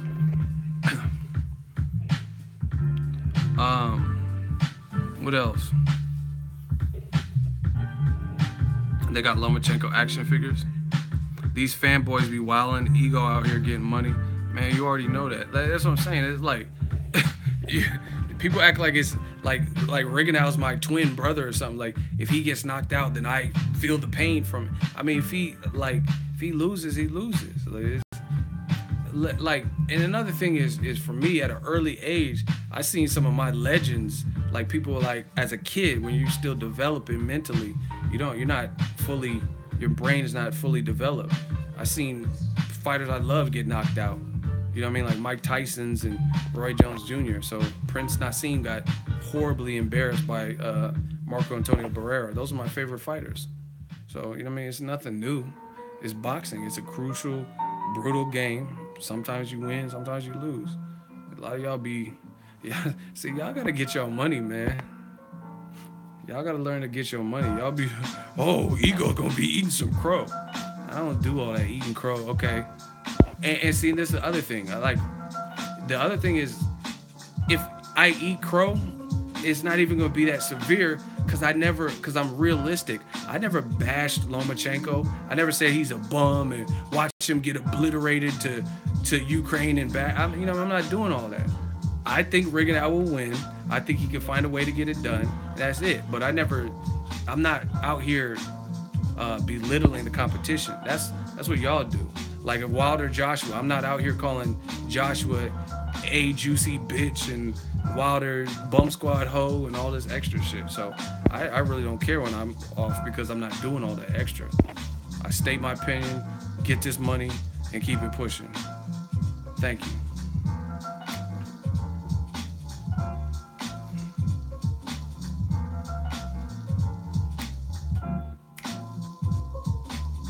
Yeah. Yeah, that Roy Jones, when he got knocked out, that was hard for me. That was my dude, man. That shit sucked. And I didn't even like it's funny how the world works. Tarver follows me and shit now on Instagram and shit, but I wasn't a Tarver fan. When Lennox Lewis knocked out Tyson, I was just like, I wasn't a Lennox Lewis fan. You talk too much shit, mate. Get your ass up out of here. Block L. Everybody put your L's up. Talking about you talk too much shit. Get out of here then. Sensitive ass millennials. You talk too much shit. How did I talk shit? What did I say? See, a lot of y'all are like pussy. Like, y'all confuse a person who's sure of their decisions and an alpha male with some old extra shit. That's not arrogance or confident. I'm just telling you what it is. You're talking shit. No, I'm just confident in my own skin. If either Rigondeaux's gonna win or he's gonna lose. End of story. That's with every prediction. That's if you do what I do, then that's the gamble you take each time there's a fight. Either you're gonna be right or you're gonna be wrong. But I assure you, more often than not, I've been wrong. I mean, I've been right, then I've been wrong. So it's like, y'all do too much. I gotta get this thing off. Can I get it off? 1, 2, 3. Fun fact, my dad fought in New Orleans with Roy Jones back then. Wow, that's dope. That's real dope. Loma is no Matrix. If that's the case, so many black fighters master the Matrix. It's the Justin Timberlake effect. That's what I call it. You know what I mean? America, or white America, whatever you want to call it, they're infatuated with a person who you don't believe to naturally be able to do certain things doing it. Like Elvis, Justin Timberlake. You know what I mean? Elvis, he's a good singer. He's not the most soulful singer you've ever heard, but the fact that he can move his hips, you ain't nothing but a they like that shit. You know what I mean? Oh shit, he's getting down with the rock and roll. Boom, boom, boom. Same thing Justin Timberlake. Wanna rock your body, big D. Like, they like that. Okay, he can dance. He got some flavor to him. But I mean, Chris Brown, that's all he does is dance and sing and perform. And Omarion and Usher, like, there's so many African American fighters, Michael Jackson, that do that. It doesn't really stand out. It's just like the rap game. There's so many ill black rappers that you know what I mean, it's almost like a given. It's almost expected. Like, you look at history's best rappers ever, you're gonna say the Tupacs, you're gonna say Biggie, you're Jay-Z, Nas, Method Man, Wu-Tang, you know what I'm saying? So when you see an Eminem who can hang and burn some of them guys on tracks and stuff like that, you're like, whoa, who is this? This is Eminem with several different levels. There's devil worship in the horse's head, human sacrifice, cannibalism, exorcism, animals having, you know what I mean? Like, you're like, oh, fuck, Eminem's rocking. But realistically, like, that happens all the time. Nas has been killing with stories and shit like that. Rakim and the big puns and people like that. You know what I mean? Biggie. But it stands out more. And that's kind of what it is like with Lomachenko. And it's just the way of the world. It is what it is. Lomachenko's a good fighter, but HBO is so marveled by him because you're seeing a guy with fair skin and blue eyes, and he's rhythmic, and he's making fights look easy and dominating. He's from the Ukraine. You know what I'm saying? So, but it's not what he's doing. That Terrence Crawford does shit like that all the time. Terrence Crawford actually was doing he knocked on, I think it was Felix Diaz's head before I seen Lomachenko do it. You know what I'm saying? Terrence Crawford been wavy with the movement and stuff, Victor Postals and stuff like that. And people say Crawford ran versus Postal, even though I was at the fight. I covered as media. He was beating the shit out of Postal. You know what I mean? Gamboa, he was like in danger, like getting hurt, but then he was still guns blazing. Floyd Mayweather, all these dudes was doing Pernell Whitaker, right? But then when you see someone that you don't expect to be able to do it, then you're like, oh shit, he's the Matrix. Rigondeaux does the same type of shit, and that's how you know HBO. That's why HBO is going down, because the commentary and just the way this decision they make. They give Lomachenko credit. Oh, he's just a phenomenal boxer. Look at the way he's putting it together. But let Floyd be on their network, and Larry Merchant dumbass was like, Floyd, why was this fight so boring? Like, so his shit is boring, but when Rigondeaux fighting a random dude, bum dude on Pacquiao's undercard, that's just beautiful boxing, huh? And it's just so masterful, so graceful. Full of shit, man. It's just like the same way some of these dudes get on this YouTube shit, and if they have the complexion for the protection, people don't even care who they are. They don't care how often they're wrong and stuff. But let somebody be a minority like me or somebody else, be mixed or be black or whatever, and they're held to these crazy standards and different shit. And this is all fact, man. I could show you. Some people I've seen white dudes on YouTube, and they don't know shit about boxing based on what they're telling you. And for some reason, people are like, oh yeah, great video. You did your thing. You know what I mean? And then they come to my channel, you're fucking biased, man. You suck. Okay, whatever. Where's that dude at now? Where are these people at now? How many times have I been right? How many times have they been wrong? You know what I mean? But it is what it is. Certain people always have more to do, more to prove, more to show, and they have to continually do it at a high level. You know what I mean? That's what happens when you the best, or you up there. Like LeBron James, he can have a triple-double, but it might not be as good as he did 2 years ago in the final, and they're going to scrutinize that. Why did he only get 28 points? Like, bitch, you play in the finals and see how many points you get. But when you got tough skin, it don't matter. None of that bullshit matter. Because the truth is always going to come out, despite any kind of race or what people have. Talking about Chocolatito's #1 and Ward's a bitch and Shabransky's the best. Like, fuck out of here.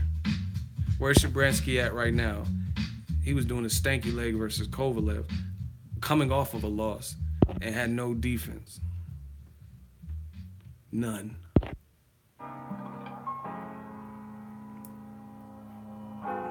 No defense. James Toney, Roy Jones, they would body Triple G. Triple G was missing Canelo. You gonna miss James Toney. James Toney could stand in front of you and make you miss. And he got power. And he was wavy. Shabransky is TBE. Yeah, right.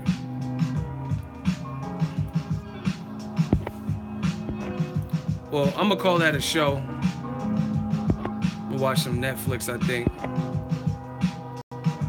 Let me know what you guys think. Let's do a quick roll call. I just want to see where y'all at, where y'all from. We'll talk some more, probably tomorrow. Drop your thoughts. Catch the replay.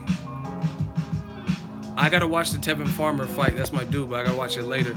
Because Guillermo Rigondeaux and Lomachenko, that's the one I want to watch. Clearwater, Florida. Minnesota, Chicago, Southside, Alabama, Oakland. We up in this. Beaumont, South London, North Baton Rouge, Funky Town, New Orleans, Omaha, NYC, Tampa, Big E from the A, KC, Kansas City, Flatbush, Brooklyn, Pittsburgh, Pennsylvania, Jacksonville, Florida, San Jose, the A, Shreveport, Louisiana, Colorado Springs. I see y'all, man. Sacktown, Cali, San Marcos, California. Prayers up for all the people suffering in SoCal with the fires. Hope it gets better before it gets worse. Let me know what you guys think. Shout out to the super chats. Shout out to the likes and the engagement. We working, people. You're gonna see a lot from the channel. A lot of growth. A lot of new stuff. I didn't mean to skip you. I didn't see you. Hurry up and put it. Where you from? Verinder. Where y'all at? Where y'all at? Where y'all from? You gotta hurry up. I'm about to get off. Alright. I try to give you a second chance. Shout out to Stockton, man. Vancouver. In the building. See, I try not to skip y'all. Shout out to Canada, Vancouver, San Jose, Las Vegas, England. The UK be holding it down. But some of the people in the UK, that Wilder Joshua needs to happen. And to me, I think Team Joshua, they have to come off the high horse. We understand he's the A-side. We understand he has more belts than the other heavyweights. But at the end of the day, we got to see these fights, you know what I mean? And it'd be a shame to let 5, 10, 15% get in the way of these fights happening. One love. Let me know what you guys think. Peace out.